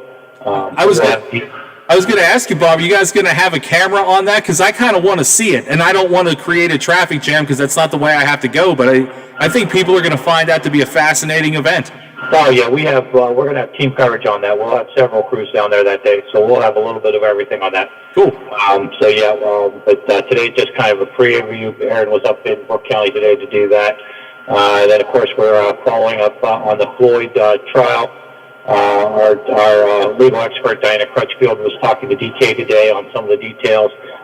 So we'll have that update tonight at 6 o'clock as well. So that's some of the bigger stuff we're working on right now. Yeah, well, we'll obviously keep a good thought for whoever was involved in that accident on Route 2 and let people know to continue to try another way if they have to go across the bridge and go down 7, whatever they need to do, just to try to get around that, because it's you made it sound like it's going to take a while. Yeah, it looks like it's a substantial accident. I'll leave it that way. All right. If you're going to go that way, I would probably avoid. I'd probably go down Route 7. All right. Thanks, Bob. Have a great weekend. We'll talk to you on Monday. All right, guys. Take care. Thank you. I would find it so difficult to be a legitimate news person. I can't keep my mouth shut. I always have something to say about whatever it is. And news people have to just give you facts. And I'll give you facts and then I'll just throw my personal taste in because I'm a talk show host and not an actual journalist. But it sounds like there are some big things cooking over at WTRF tonight at 5. You can hear it right after this show as it goes on immediately following us. Should we take this break? Let's take the break and we'll come back and we'll kind of get back to what I was talking about here with this shooter in Indianapolis. We'll get back to that after the break here on The Watchdog. An MBA from Ohio Dominican University fits your goals and your life. One thing I try to do with any new challenge I face at work is to ask myself, why am I doing it this way? And really take a look at the process. I learned that here at Ohio Dominican, to think critically and to look at all sides of a challenge. Earn your MBA 100% online in just 16 months. 7 concentrations available, now including healthcare administration. Get started at ohiodominican.edu/MBA. Want to buy your own home but think you can't afford it? What if you got down payment assistance or a discounted interest rate just for being a recent college grad, teacher, nurse, or veteran? The Ohio Housing Finance Agency offers this and more, and our programs are always available for eligible Ohioans, big city, small town, and everywhere in between. Find out if you qualify at myohiohome.org. That's myohiohome.org. Home ownership, ready when you are. St. Clairsville, the Watchdog is protecting your yard. Join Howard Monroe, Hoppy Kercheval, Bill DeFabio, and Big Rick for the best live and local talk in the Upper Ohio Valley and beyond. St. Clairsville trusts the Watchdog. Hey, I'm going to the kitchen. Can I grab you a Coors Light? Yeah, that sounds good. Huh. I never knew there was a zip line in my fridge. Hey, buddy! Yeah! You got 2 Coors Lights up there? You got it! Always brewed down to 34 degrees. With a taste as cold as the Rockies, only Coors Light gives you refreshment every time. Here you go. 2 Coors Lights. Awesome, man.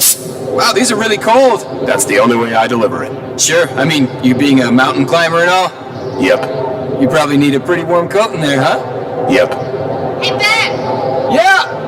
Ask him if he has any nachos. You got any nachos in there?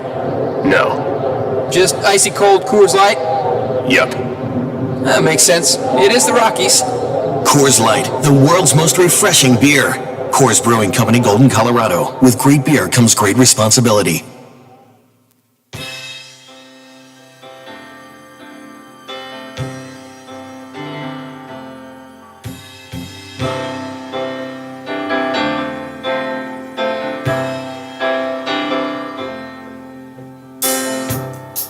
Took a look down a westbound road, right away I made my choice.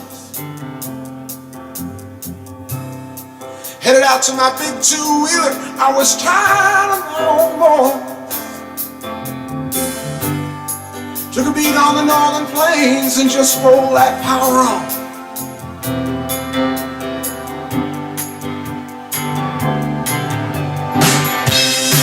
$12 out of Mackinac City, stopped at the bar to have a brew. Met a girl, we had a few drinks, and I told her what I decided to do. She looked out the window a long, long moment, then she looked into my eyes.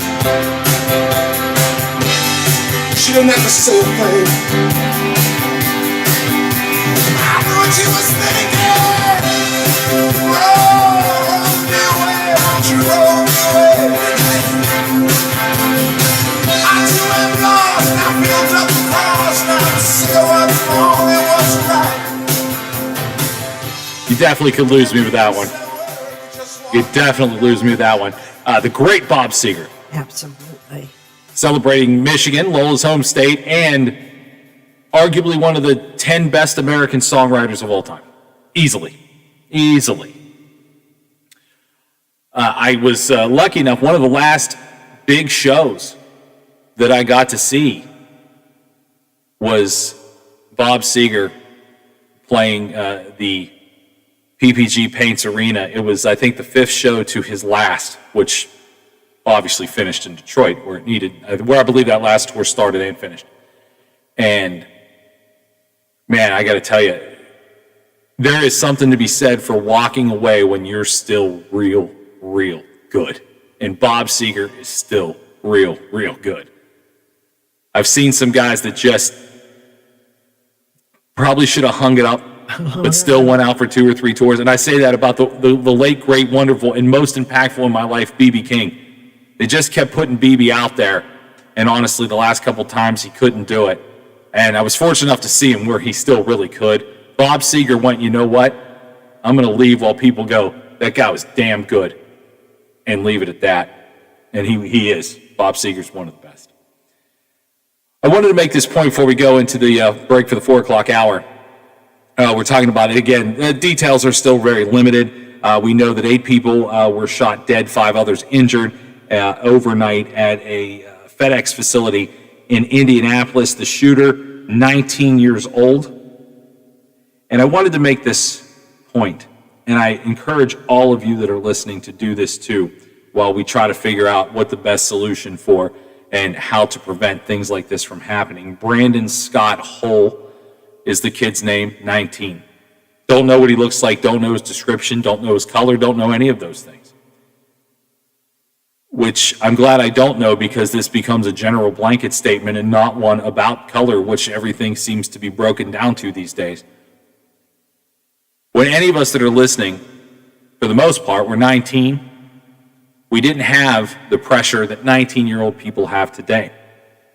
The peer pressure put on people has always existed, but when I was 19 and I went to college, I didn't have Facebook, Instagram, and all of those things. And again, I know you can't point every finger at the internet. However, the opportunity to drive yourself nuts exists in your pocket.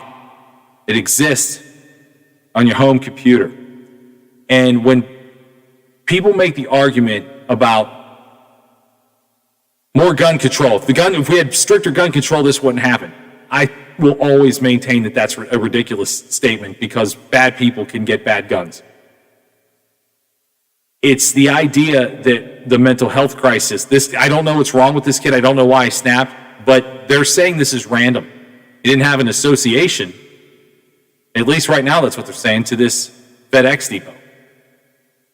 It was just a place a lot of people are at midnight. You know, I mean, you're limited on where, if you just want to go out and destroy lives, you have been triggered by something that's not natural.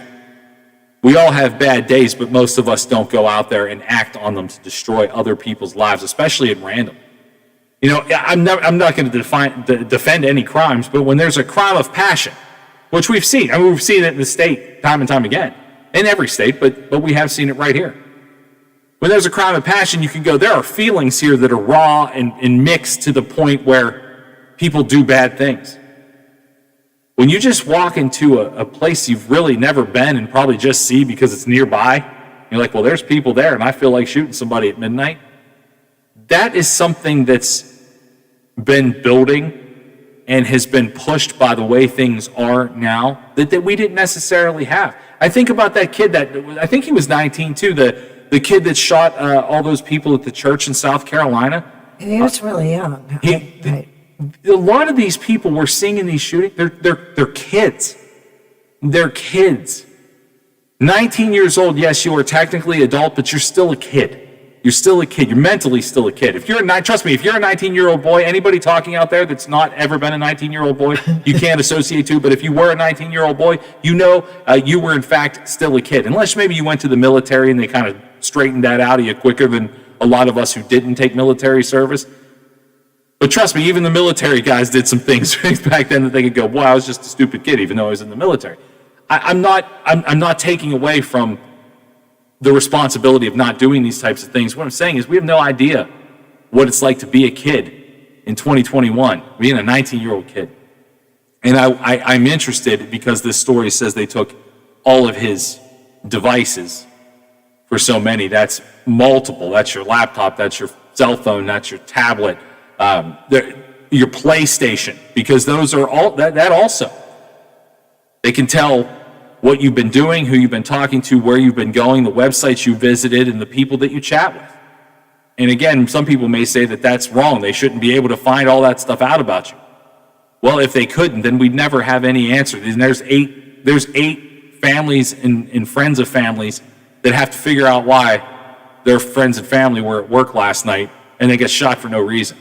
So what I'm saying is when we start to snowball on like America's youth, we also have to remember, and this is tragic, trust me, I'm not making excuses at all because this is terrible and you should have known better. But again, as we find out the details of this shooting in Indianapolis, we'll probably learn some things that we wish we didn't know. None of us have any idea what it's like to be 19 in America in 2020, 2021. And I would imagine it's harder now than ever to be 19 years old. Mentally, for sure. We're going to take a break. We'll come back at 4 o'clock. This is The Watchdog.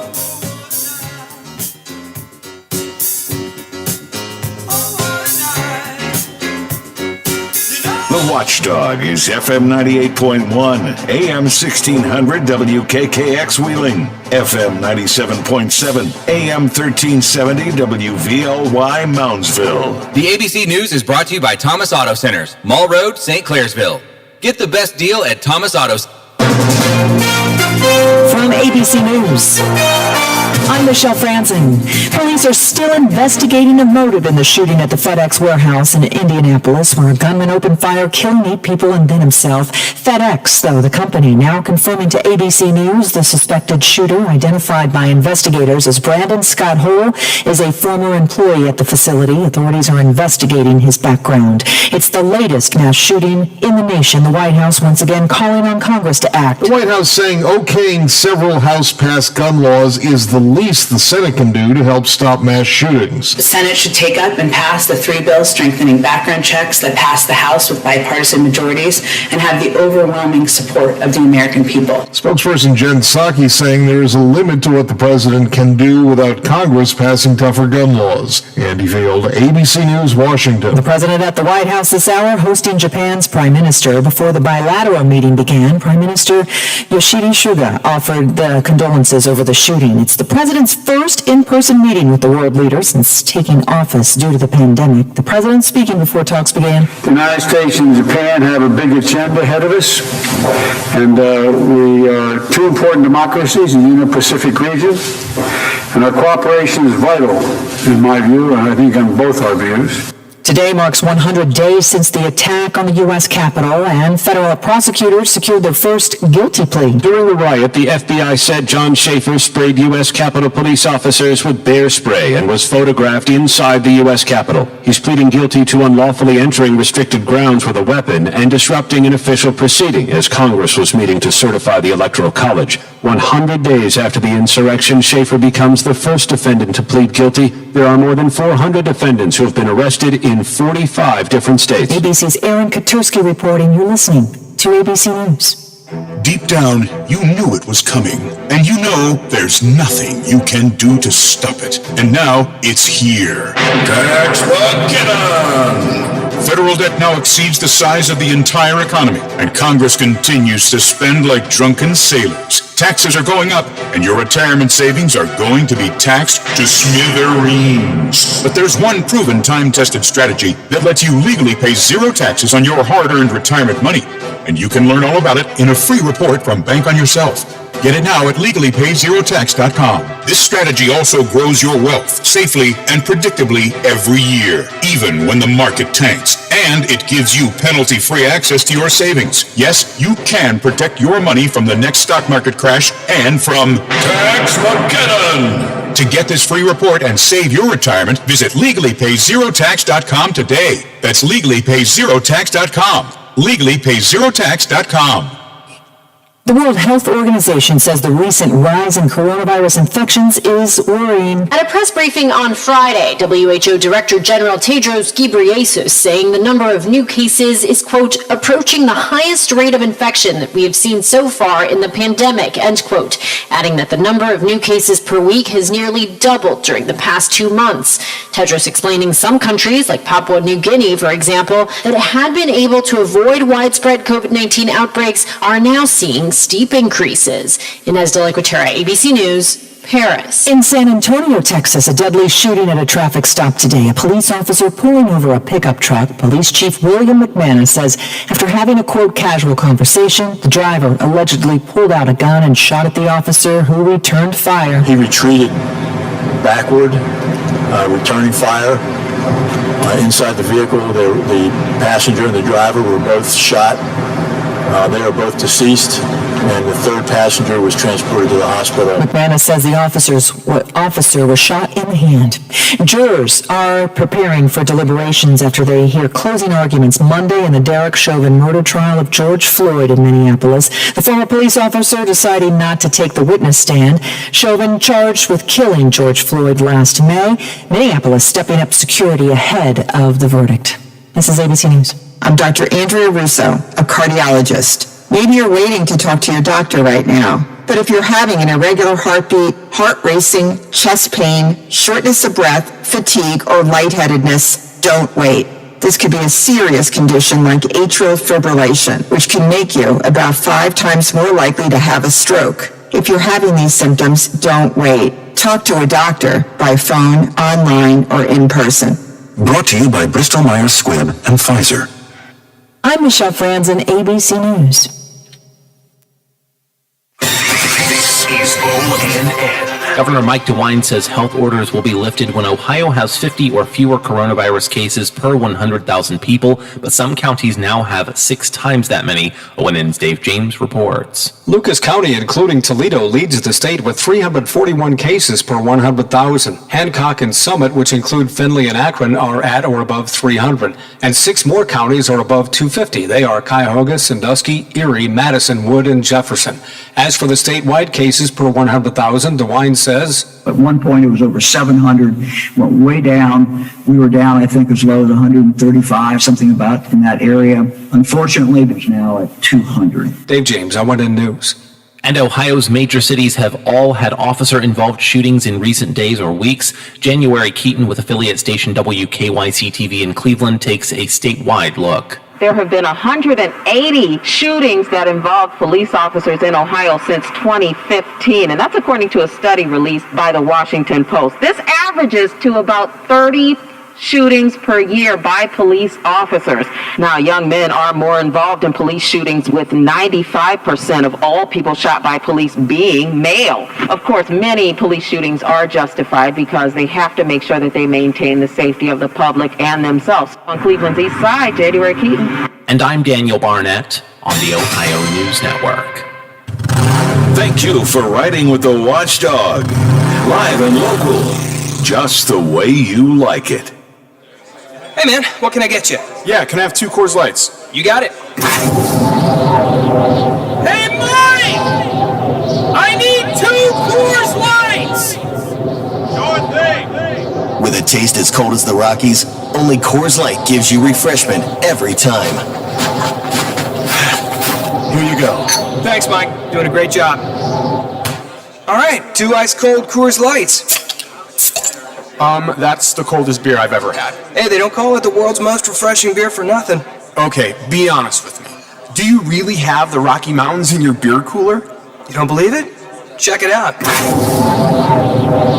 Man, that's pretty amazing. I know, right? I can't believe it myself sometimes. I mean, this cooler is only 3 feet wide. Coors Light, the world's most refreshing beer. Coors Brewing Company, Golden, Colorado. With great beer comes great responsibility. For all of your IT needs, visit OmniPerforms.com. Omni Strategic Technologies, the only IT company that the Watchdog trusts. Now, during the Jim Robinson Ford Lincoln Toyota Pre-Owned Super Sale, select from over 80 vehicles in stock starting under $5,000. Most are local trades, many with one owner. Hurry to Jim Robinson at the Highlands, home of lifetime powertrain protection. Now, during the Jim Robinson Ford Lincoln Toyota Pre-Owned Super Sale, select from over 80 vehicles in stock starting under $5,000. Most are local trades, many with one owner. Hurry to Jim. Hello, everyone. From the Watchdog, I'm the Storm Tracker Darnell Foster with a look at your local weather forecast for your Friday. Mostly cloudy skies, sprinkler or 2, high near 57. Overnight low of 38 degrees under mostly cloudy skies. A little bit of sunshine peeking through the clouds for your Saturday. The temperatures in the mid to upper 50s. Have yourself a great day, everyone. From the Watchdog, I'm Darnell Foster. The views and opinions expressed on the following program are not necessarily those of this station or its sponsors. It's not red. It's not blue. It's just real. Real Big Talk with Big Rick continues now on the Watchdog.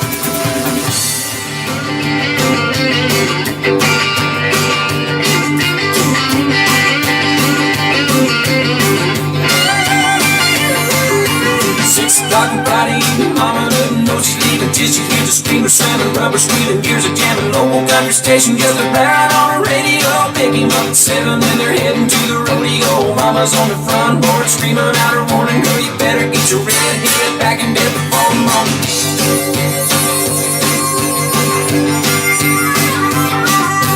9 o'clock show is in, but the fun is just beginning. She knows she's anticipating, but she's gonna keep it waiting. Grab about to eat and then they're heading to the honky-tonk. Loud crowds of line dancing just ain't what they really want. Drive out to the boondocks and park down by the creek, and where it's George Strait or Rita Lake, dancing cheek to cheek. Ain't going down till the sun comes out. Ain't giving in till they get enough. 4:10 on Friday. I'm Rick. That's Lola. Real Big Talk here on The Watchdog continues with perhaps the dumbest story. What a stupid thing to do. We're all aware that the Baylor Bears won the national championship. The Wrights are very happy. They won a TV from us. Everybody seemed to be cool with the way the NCAA tournament went down, and that's all good. The people in and around Waco, Texas, thrilled that the Baylor Bears are champions. Did you see this story yet, Lola? No. Oh, you're going to like this one. This is how dumb people can be. A local Jeep dealer in Waco is like the official sponsor of Baylor basketball. They had the big parade for them on Tuesday, and they did up a customized gold and green Baylor National Championship Jeep. And it looks awesome. It looks awesome. Okay. And what they wanted to do is, and they did this for the women's coach, Kim Mulkey, when they won, they gave her a Corvette to drive around and enjoy compliments of the dealership. Well, they wanted to give this awesome Jeep to the coach of the Baylor Bears, Scott Drew. So there's a big thing. They used this Jeep in the parade.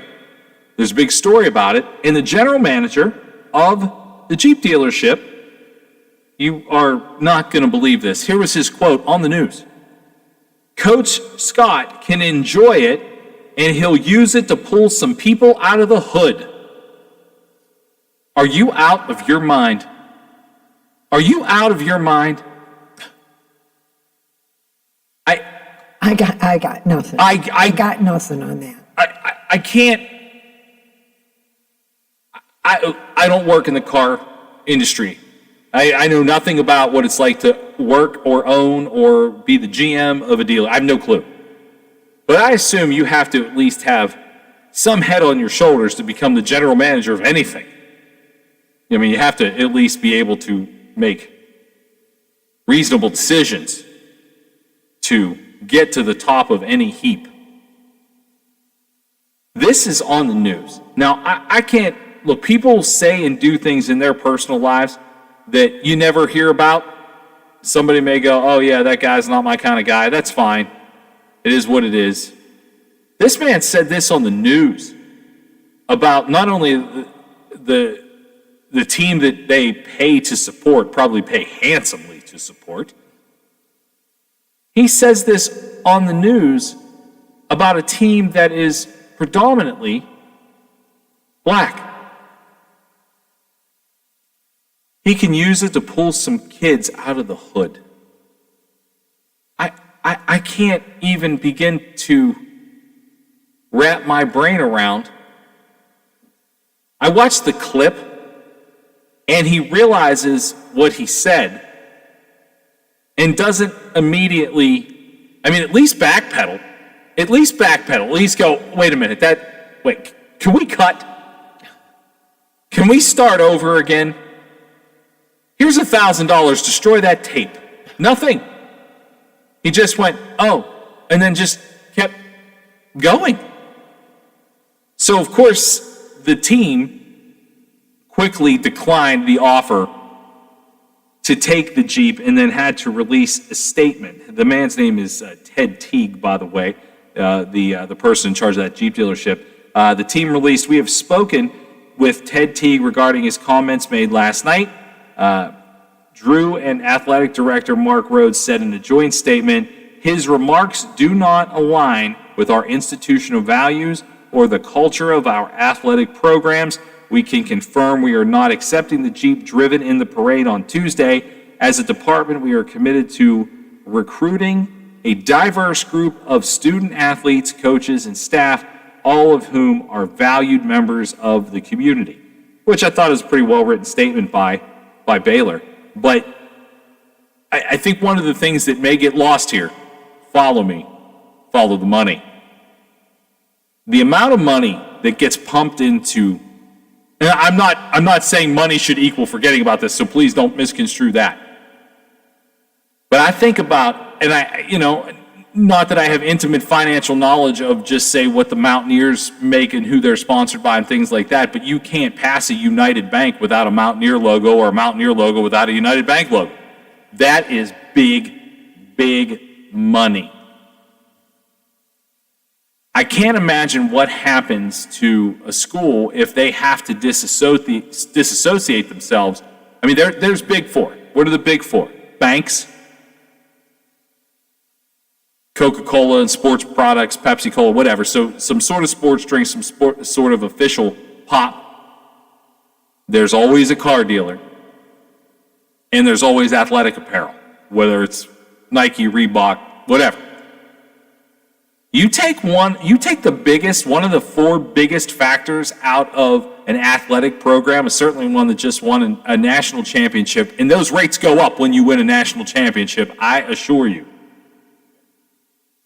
The impact of how stupid this man is to say that is one thing. The impact on what it will do as far as finance for the school, I appreciate the athletic director and the coach releasing that statement I just read, and I thought it was the perfect statement. We'll have to see how Baylor handles the financial end of that. Because really, you do have to follow the money. College athletics, for the most part, football, some schools makes money. Basketball at some schools makes money. But those schools that make money off those programs also fund those big dollars that come into football and basketball, also fund the sports that cost schools money to have. It'll be interesting to see if Baylor disassociates the entire university with what appears to be one of their biggest sponsors. And if they don't, it'll be interesting to see how the student athletes react to them not doing it. I just, for the life of me, can't imagine. What are you out of your mind? And the guy just backpedal. Just show me that you recognize that you're an idiot. Nope. Just kind of laughs it off and keeps on going. I assure you, if that happened not in Texas, because Texas is a little more tolerant of things like that. Baylor is obviously not. But that's a guy who's a GM of a huge dealership. That's going to affect their numbers too, you would think. I don't know. But I saw that and I felt like it had to be discussed because I just couldn't believe that was where someone went with this. Since we'll kind of stick into the sports world, but not really. We talked a lot about Aaron Donald yesterday at the Boom Boom Room. Aaron Donald appeared to, as of yesterday, nearly punched a man's face off at a place called the Boom Boom Room in the south side of Pittsburgh. New video has come out today showing that Aaron Donald was trying to, in fact, break up that fight. Now, yesterday we talked about if you're Aaron Donald, why are you in one of these places? Now, I still maintain that why are you at the Boom Boom Room at 3 a.m.? Bad. I don't care. Bad for me, and I'm not anybody. Bad for Aaron Donald. He is the Defensive Player of the Year in the NFL. Here's where I think it kind of gets a little dicey. We've talked about the idea of the Good Samaritan law, how people have just watched crimes happen. And again, I don't know, I wasn't there. There's just a grainy video that you can watch that shows that Aaron Donald tried to break up the fight. If you're Aaron Donald, I think you walk away from the fight. If it's not your fight, get the hell out of it. Oh, you're giving me a look. First of all, I don't believe you would do it either.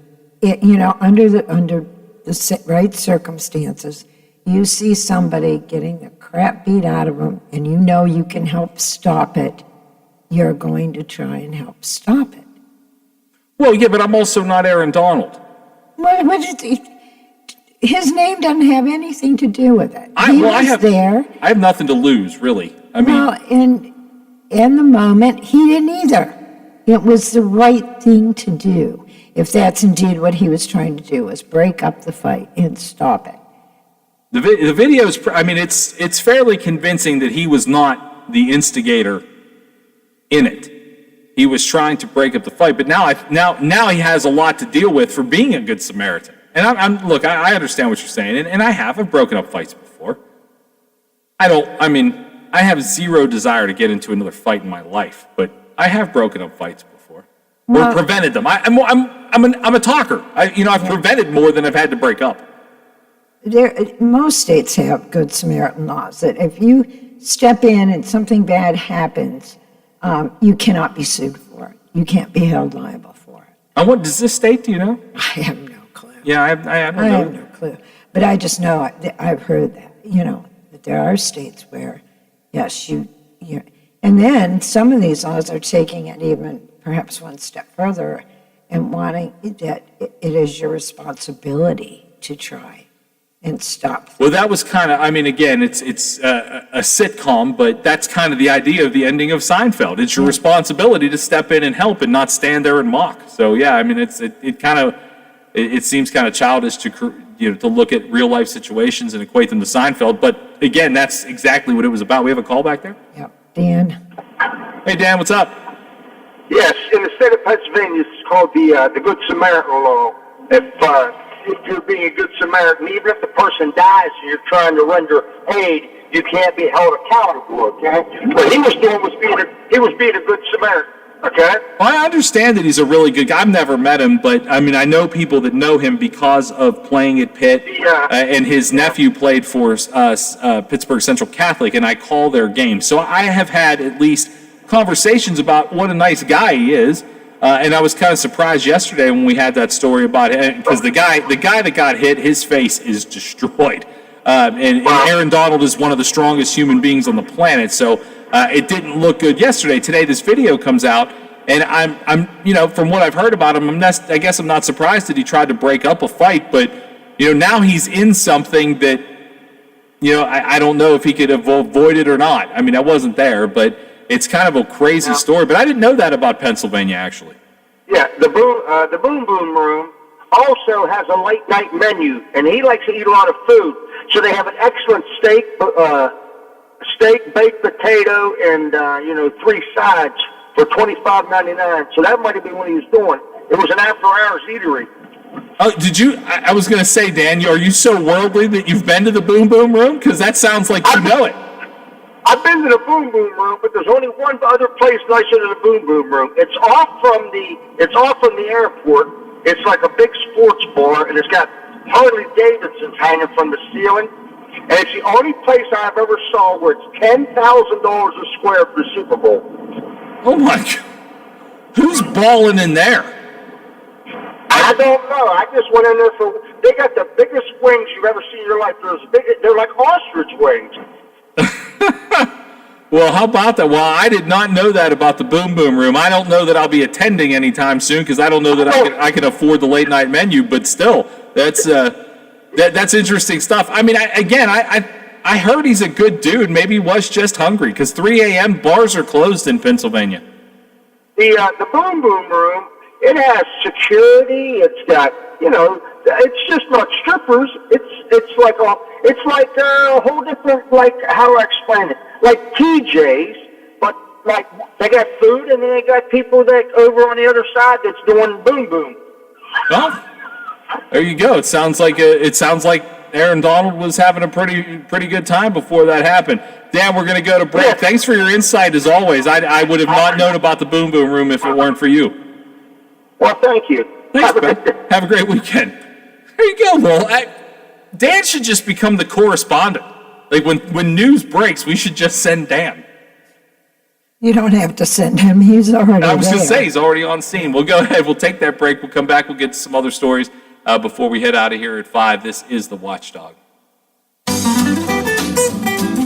There's variety shows, and then there's, my variety show.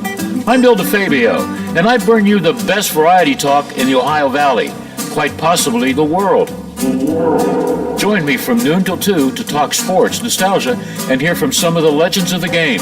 You won't believe who I have on next. The Bill DeFabio Variety Show, noon till 2 on The Watchdog. Hello. Honey, where are you? Well, I'm at Rural King, darling. What?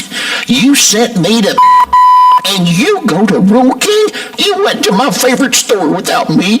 Well, I was just passing by and saw they were having their King of Spring event. I had to get some veggies and herbs before they're gone. But you went without me. Friends, don't wait another minute. Rural King is the King of Spring and nobody beats their prices. But you went without me. Want to buy your own home but think you can't afford it? What if you got down payment assistance or a discounted interest rate just for being a recent college grad, teacher, nurse, or veteran? The Ohio Housing Finance Agency offers this and more, and our programs are always available for eligible Ohioans, big city, small town, and everywhere in between. Find out if you qualify at myohiohome.org. That's myohiohome.org. Home ownership, ready when you are. Most of us are faced with uncertainty every day. Your job, your finances, sporting events, schooling for your children, and so much more. With so much uncertainty surrounding you, there is one auto dealership that you can be certain about, and that's Doan Ford. You can be certain that you always get a great deal and the best service afterwards. Being in business for over 50 years has given Doan Ford the reputation of being a strong, reliable dealership. Be certain. Choose Doan Ford. Online at DoanFord.com. I'm not buying till I check Doan Ford. Babies come with lots of decisions. Cloth or disposable? Crib or bassinet? So when it comes to protection, go with the safest, most effective choice, vaccination. Get all the recommended vaccines for your baby by age 2 to protect your child against 14 serious childhood diseases. For more reasons to vaccinate, talk to your child's doctor. Go to cdc.gov/vaccines or call 800-CDC-INFO. A message from the Centers for Disease Control and Prevention. In a hurry and need to see a doctor? The Woodsdale Health Center and Walk-In Clinic is located across from Little Caesars on National Road. Open 7 to 7 Monday through Friday. Patients can receive primary care, treatment of minor illnesses and injuries, wellness visits and physicals. There's also a lab draw station open from 8 to noon weekdays. A division of Wheeling Hospital, the Woodsdale Health Center is led by family physician Dr. Michael Wilson. Call 304-234-1971. They'll take good care of you. Your friends, the members of Roofers Union Local 188 in Wheeling, salute our military veterans. Their sacrifices have helped to make America the greatest country to live in.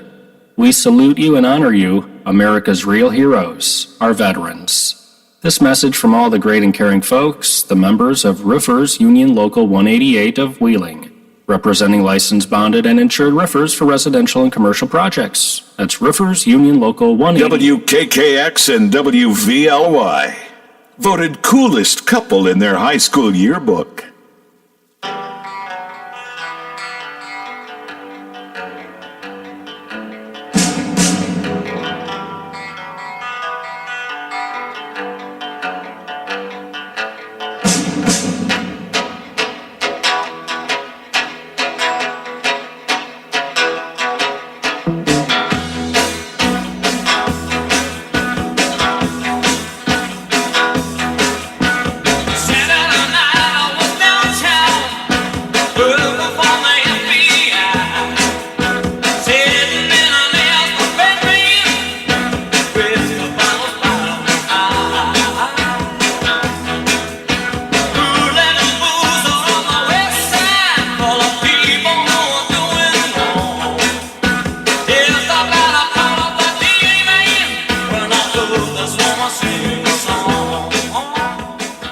Welcome back. I'm Rick. That's Lola. Real Big Talk here on the Watchdog continues.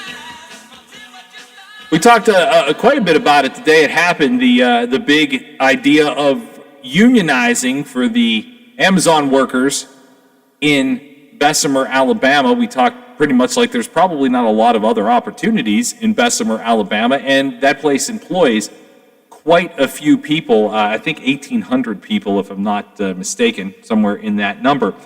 Well, overwhelmingly, they decided to not unionize. The votes, I'm sorry, it was like 2,500 people. The votes were 1,700 against and like 800 and some odd for. And so we talked about, is it a fear? Is it the idea that robots can do the things that humans can do and Bezos has the money to make that happen? Well, defending his company, was Jeff Bezos saying that our employees are not treated like robots, although some employees report working 10-hour days, standing up 9 of those 10 hours. They only have 2 30-minute breaks in those 10 hours, and that the conditions are very difficult. Because I be quite honest with you, I don't want to stand up for 10 hours a day. I don't want to do that. And only get 2 30-minute breaks. They're loading boxes, unpacking them, loading them up. It's a difficult job.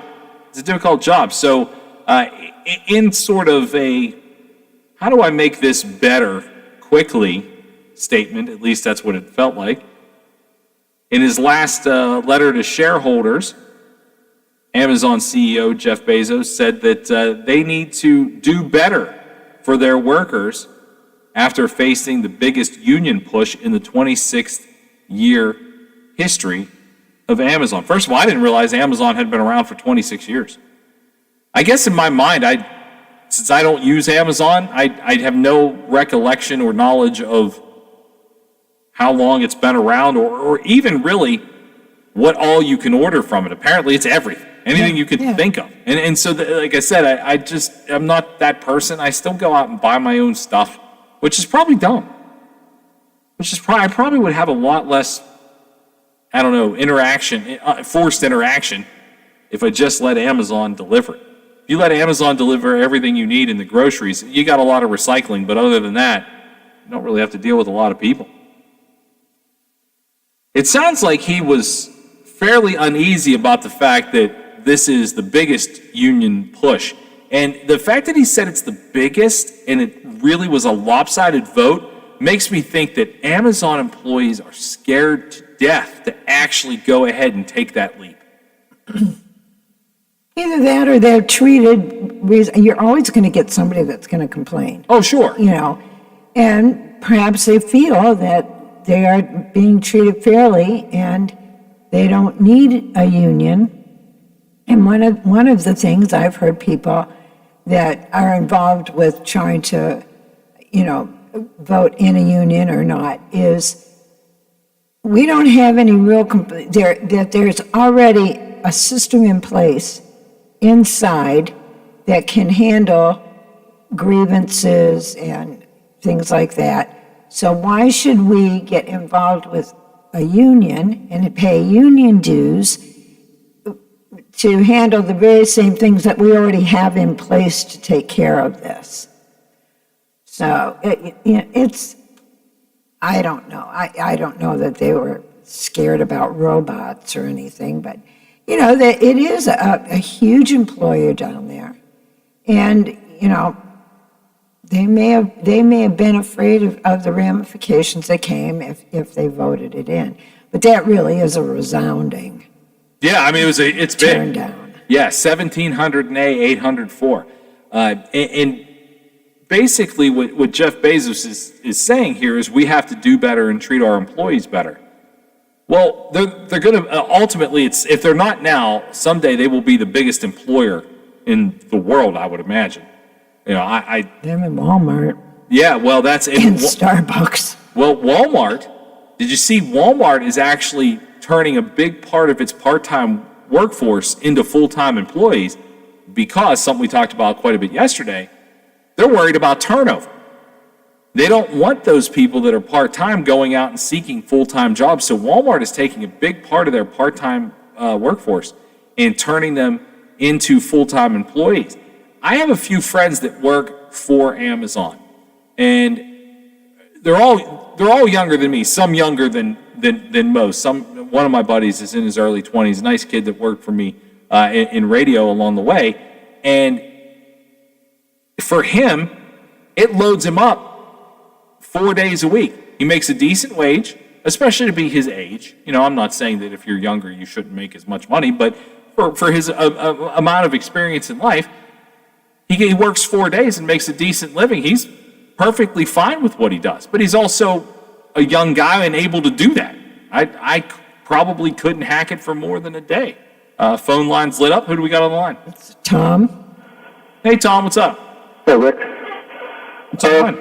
So is 15 like the most you can make, or do some employees make more than that, or you're going to say you're not sure? No, I know that some employees make more than that because I have a friend who's been working there consistently he worked in the warehouse for a long time, and I know that he made more than 15 there, and then he just decided to become a driver, and now he's making even more as a driver. So I think 15 is kind of maybe even the jump off point or somewhere up there.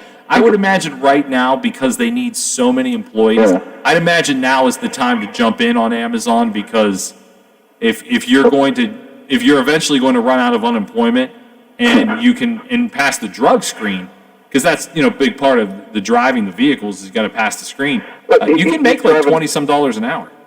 Oh, driving a delivery truck, like an UPS truck or something like that? Well, yeah, driving the Amazon vans, yeah. I mean, locally or whatever, yeah. Well, what I was wondering, I didn't think they paid health care, and somebody told me, I heard it a couple of years ago or last year, that Jeff Bezos makes enough in 2 hours to pay for all his employees' health care. But now, if they're talking about health care, my wife and 2 kids is paying $69 a week to have health care, and then, Bass Pro takes care of the rest of it. But I'm just wondering if they provide health care, you're paying a considerable portion of it. I mean, that would be a big. Yeah, I don't necessarily know how that breaks down. But you see what I'm saying? Well, yeah, and as far as Bezos goes, he's worth $166 billion. Is that all? What time is it, man? Yeah, well, 166 is he was on the top of the billionaires list that came out last week in Forbes magazine. But again, it's personal wealth, which of course that is personal wealth, and I'm sure the company is worth even more. I could care less about him. I'm just trying to get this employee thing narrowed down. But the way I understand it, they work very hard. I mean, it's trying to keep up with all them robots, and it's not easy. I mean, throwing a package in a box, putting the thing on it in 9 seconds or something, and they're just coming at you like Lucy when she was working at the confectionery or whatever. No, I get it. I've seen the inside of one of the Amazon warehouses in Pittsburgh because, like I said, I have a good friend that works there, and I have been to the inside, and it is a giant warehouse, and it's filled with carts filled with packages. And I don't know how the system works, but it is not easy work. It's not easy work. But if he's worth whatever you're saying, he could probably pay $20 or $23 an hour, and I don't think he'd even bat an eye. But I mean, well, I think across the board, what you're going to see, Tom, is we're getting ready to take our break here. What you're going to see a lot of employers do, and I think Amazon and Lola mentioned Amazon and Walmart are going to be such big employers, certainly in this country and Amazon probably around the world.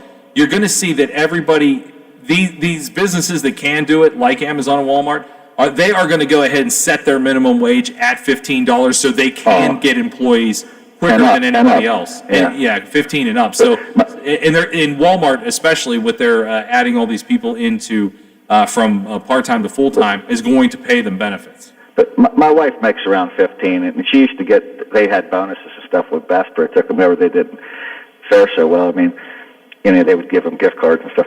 But she says, listen, if they raise minimum wage to $15 an hour, I'm going to get a job at Sheetz or something because it's a lot of work working in these warehouses, no matter what anybody says. But absolutely, brother. Take care. Have a great weekend.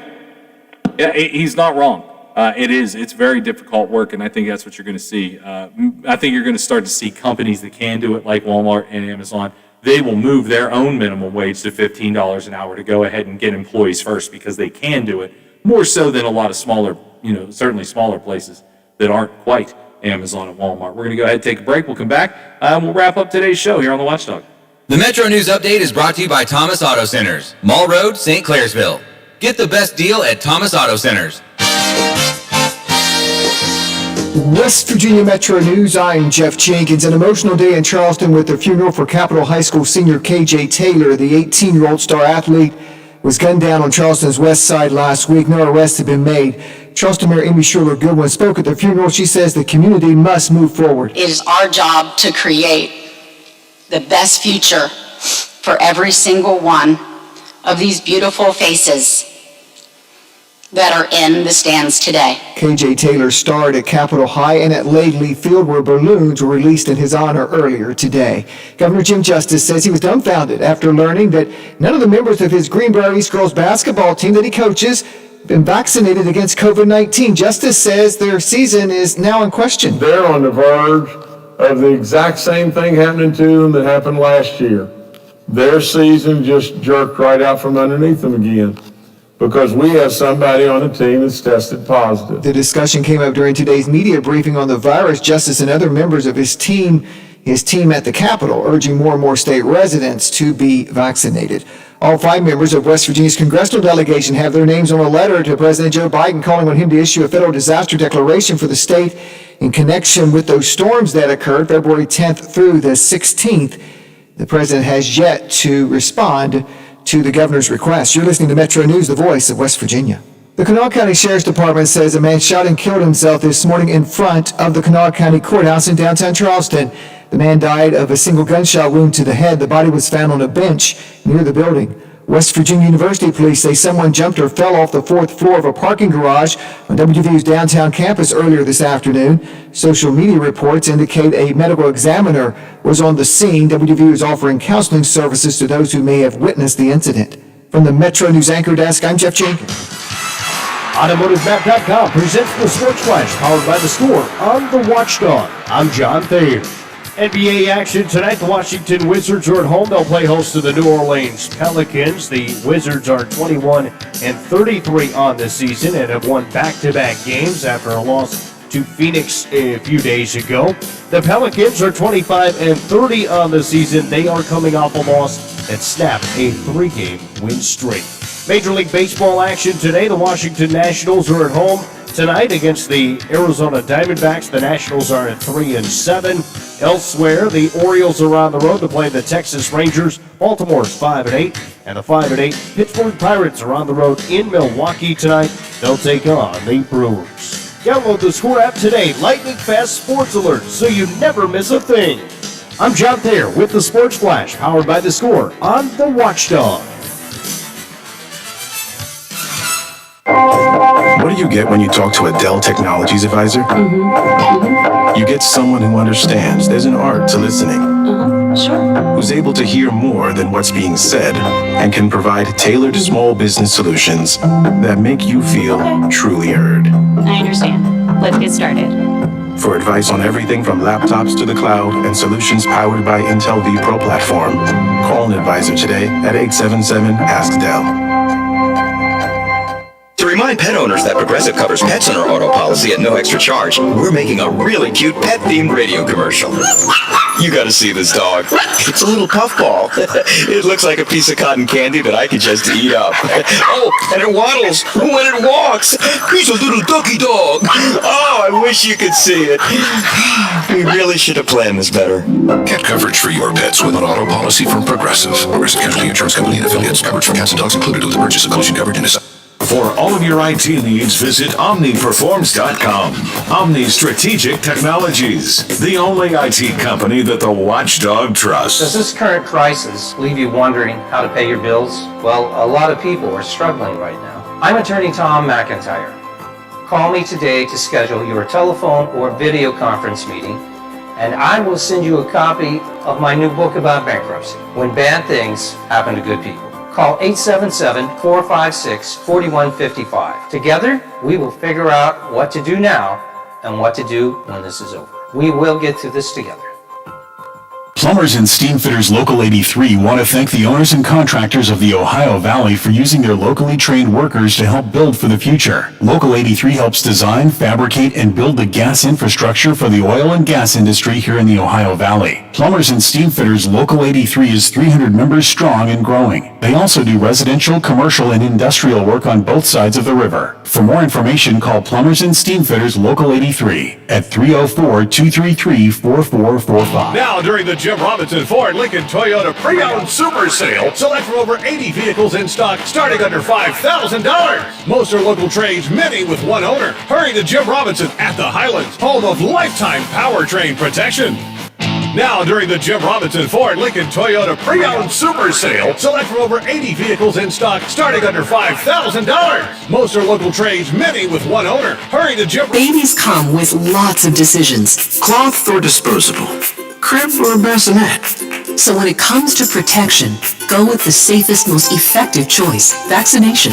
Get all the recommended vaccines for your baby by age 2 to protect your child against 14 serious childhood diseases. For more reasons to vaccinate, talk to your child's doctor. Go to cdc.gov/vaccines or call 800-CDC-INFO. A message from the Centers for Disease Control and Prevention.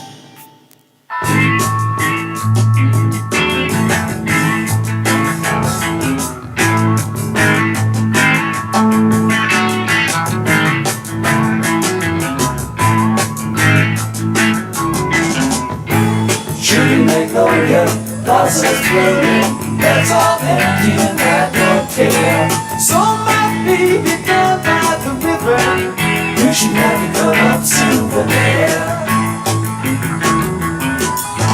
Sweet blossom come under the willow, we can have high times if you look like. We can discover the wonders of nature, rolling in the rushes down by the riverside. She's got everything delightful. She's got everything I need. Takes the wheel when I see him come. Welcome back. I'm Rick. That's Lola. Grateful Dead's playing. Counting down the minutes to the weekend. You have any big plans this weekend, Lola? You do anything fun? Here's our big plans. It is flood dump day Monday, so usually if there's a flood, then everybody's got stuff they got to throw out. Well, so it's a regular day that they have every year. So on Sunday, we get to clean out the basement. No, I was going to say, the basement's coming up. Junk that we don't want. Now, there you go. So, yeah, big weekend. That is dynamite. Big weekend. That is dynamite. How are you gonna maintain yourself? That is just, I Lots of beer. don't wish Saturday away, just waiting for that good time on Sunday. I know. When we're done here, I am driving to Marietta, Ohio. I have to, the other side of my life, the live event side, even though the current numbers in Ohio, as we've heard from Governor DeWine today a few times on ONN, even though the numbers are climbing slightly, we are looking forward to a summer of events at the place that I work at in Ohio. And so I have to go down there tonight, and you'll notice, and you didn't note, but I actually don't look like a hobo today. I'm wearing pants, shoes, and I finally shaved down the ridiculousness of the neck beard that I had for the last couple of weeks. I have to be on camera tonight. I have to shoot videos, and I actually hate it. Well, it was very difficult to get used to this job because there's a camera right in front of me. Yeah. And obviously some people are watching it now on YouTube or our Facebook page. And please, make sure that you do that, like our Facebook page. The Watchdog, you'll find us on Facebook, and you can watch the daily shows, mine, Bill, and Howard, all on our website. That is watchdognetwork.com. But yeah, I kind of now I'm a little bit more used to it. So hopefully it's not as, for whatever reason, I'll sit there in front of a microphone and I'll say anything, but you stick a camera in my face, I'm like, So it took a minute, but that's what I'm going to do this weekend, well, tonight at least, and then tomorrow. Hopefully, if it doesn't snow, I'll play golf, because that's a thing that looks like it could happen. Is it still? I haven't been outside since I came into work. It's cold and damp, and the clouds look heavy. They look like they could be loaded with snow. Oh, I don't want. I mean, I don't know that it's supposed to snow, but that's just what it looks like. It does. It looks like an intimidating day, but better days are ahead. Summer days are ahead. Outdoor days are ahead. Lola's has dump day on Monday. So things are looking up. Let's talk about the Washington football team. Of course, how many times I've done it, so I don't knock anybody for doing it, but a lot of people last season, as they got used to saying Washington football team, used the R word after Washington to describe that football team, which will no longer be mentioned. It didn't happen as often as I thought it might, but it did happen. I did it a few times, so I get it. At least one more season for the team in D.C. to be called the Washington Football Team. They will not have a new nickname by this year, although they did send out, like Daniel Snyder might be the worst owner in sports. He seems like a bad person. That has nothing to do with the name of the team. He bought the team with the name. It's just now, he just seems like an awful human. Although they had a better season last year than people thought. But now what are they going to name this team? They sent out a list of proposed names to fans to see what they like. You like any of these? The Washington Wild Hogs, the Washington Riders, Washington Capital City Football Club, jeez, Washington Red Wolves, Washington Aviators, the Washington Wayfarers, the Washington Ambassadors. Anything grab you there? Wild hogs, you can feed the pig. There you go. I don't hate wild hogs, but I think my favorite of it, just for the imagery of what it could be, is the Aviators.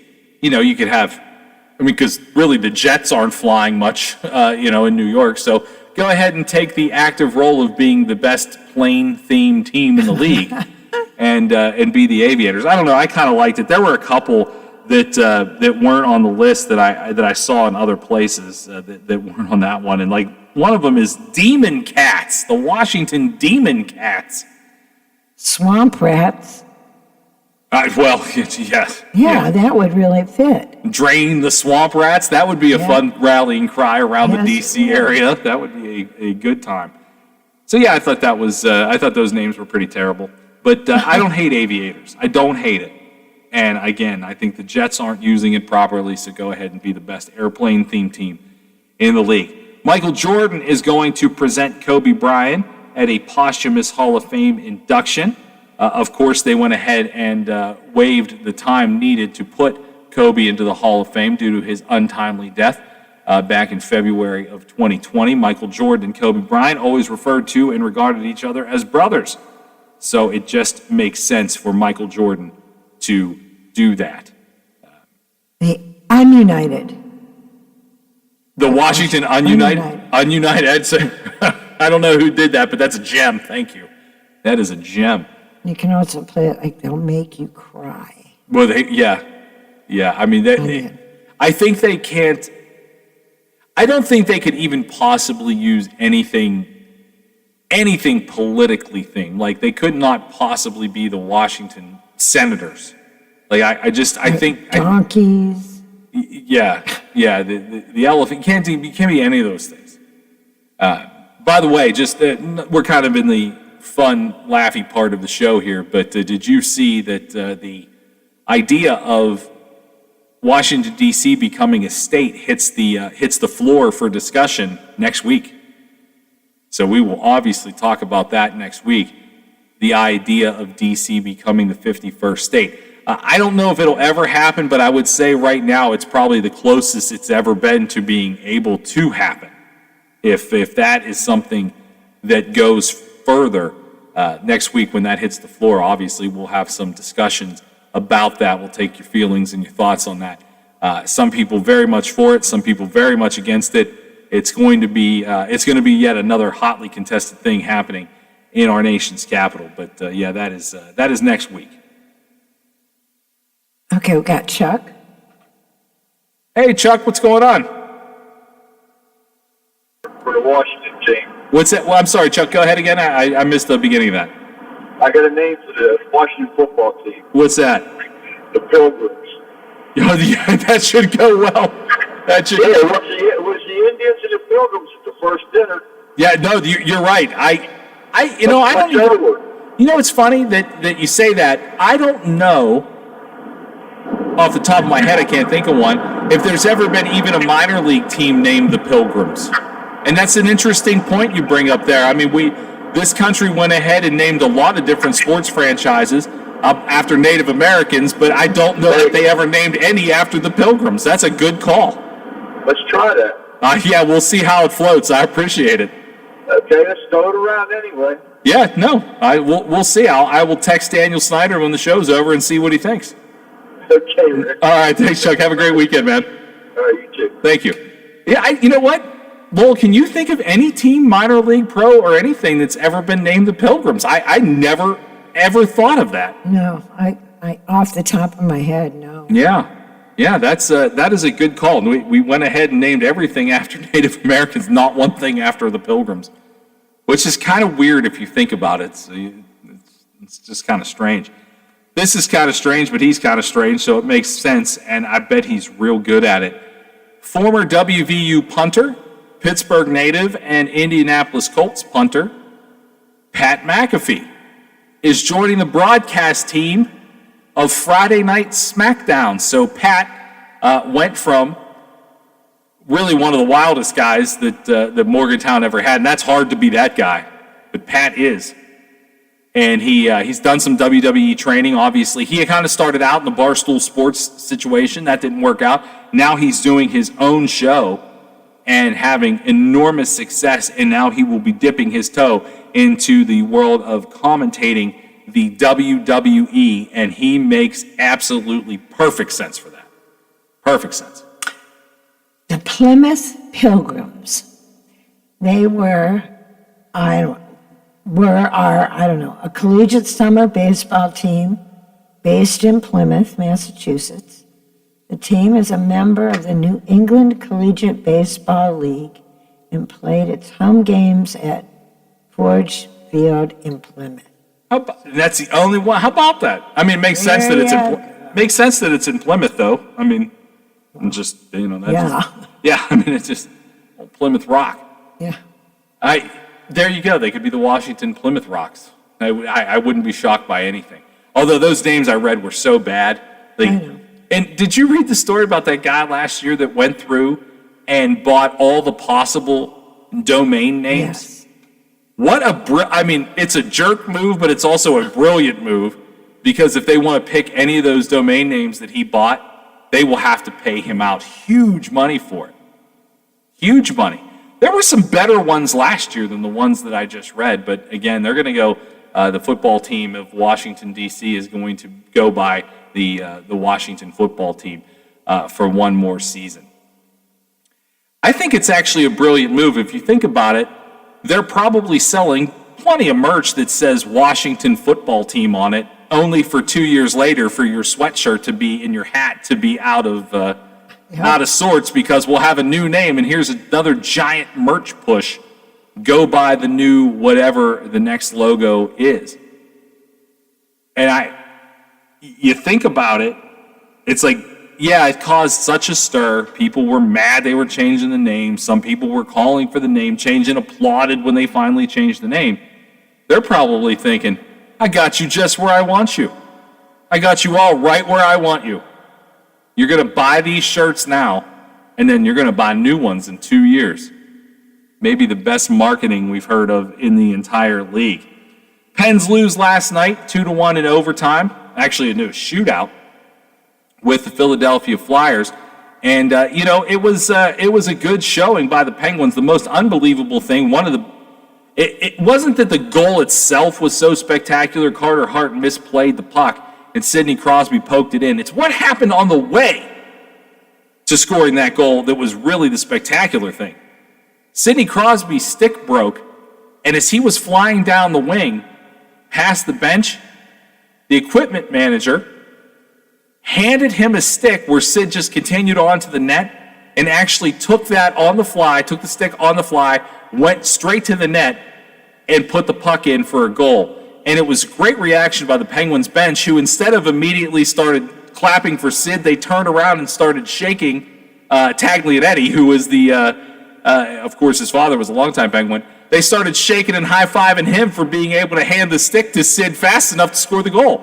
It's really, and it actually it got a lot of national attention today, the assist to Taglianetti on that one. You guys have a great rest of your weekend. Don't forget, tonight we'll have WVU baseball versus Texas Tech. Tomorrow that same game will happen at 3:30. Charleston Catholic at Wheeling Central tomorrow night right here on KKX. For Lola, I'm Rick. You guys have a great weekend.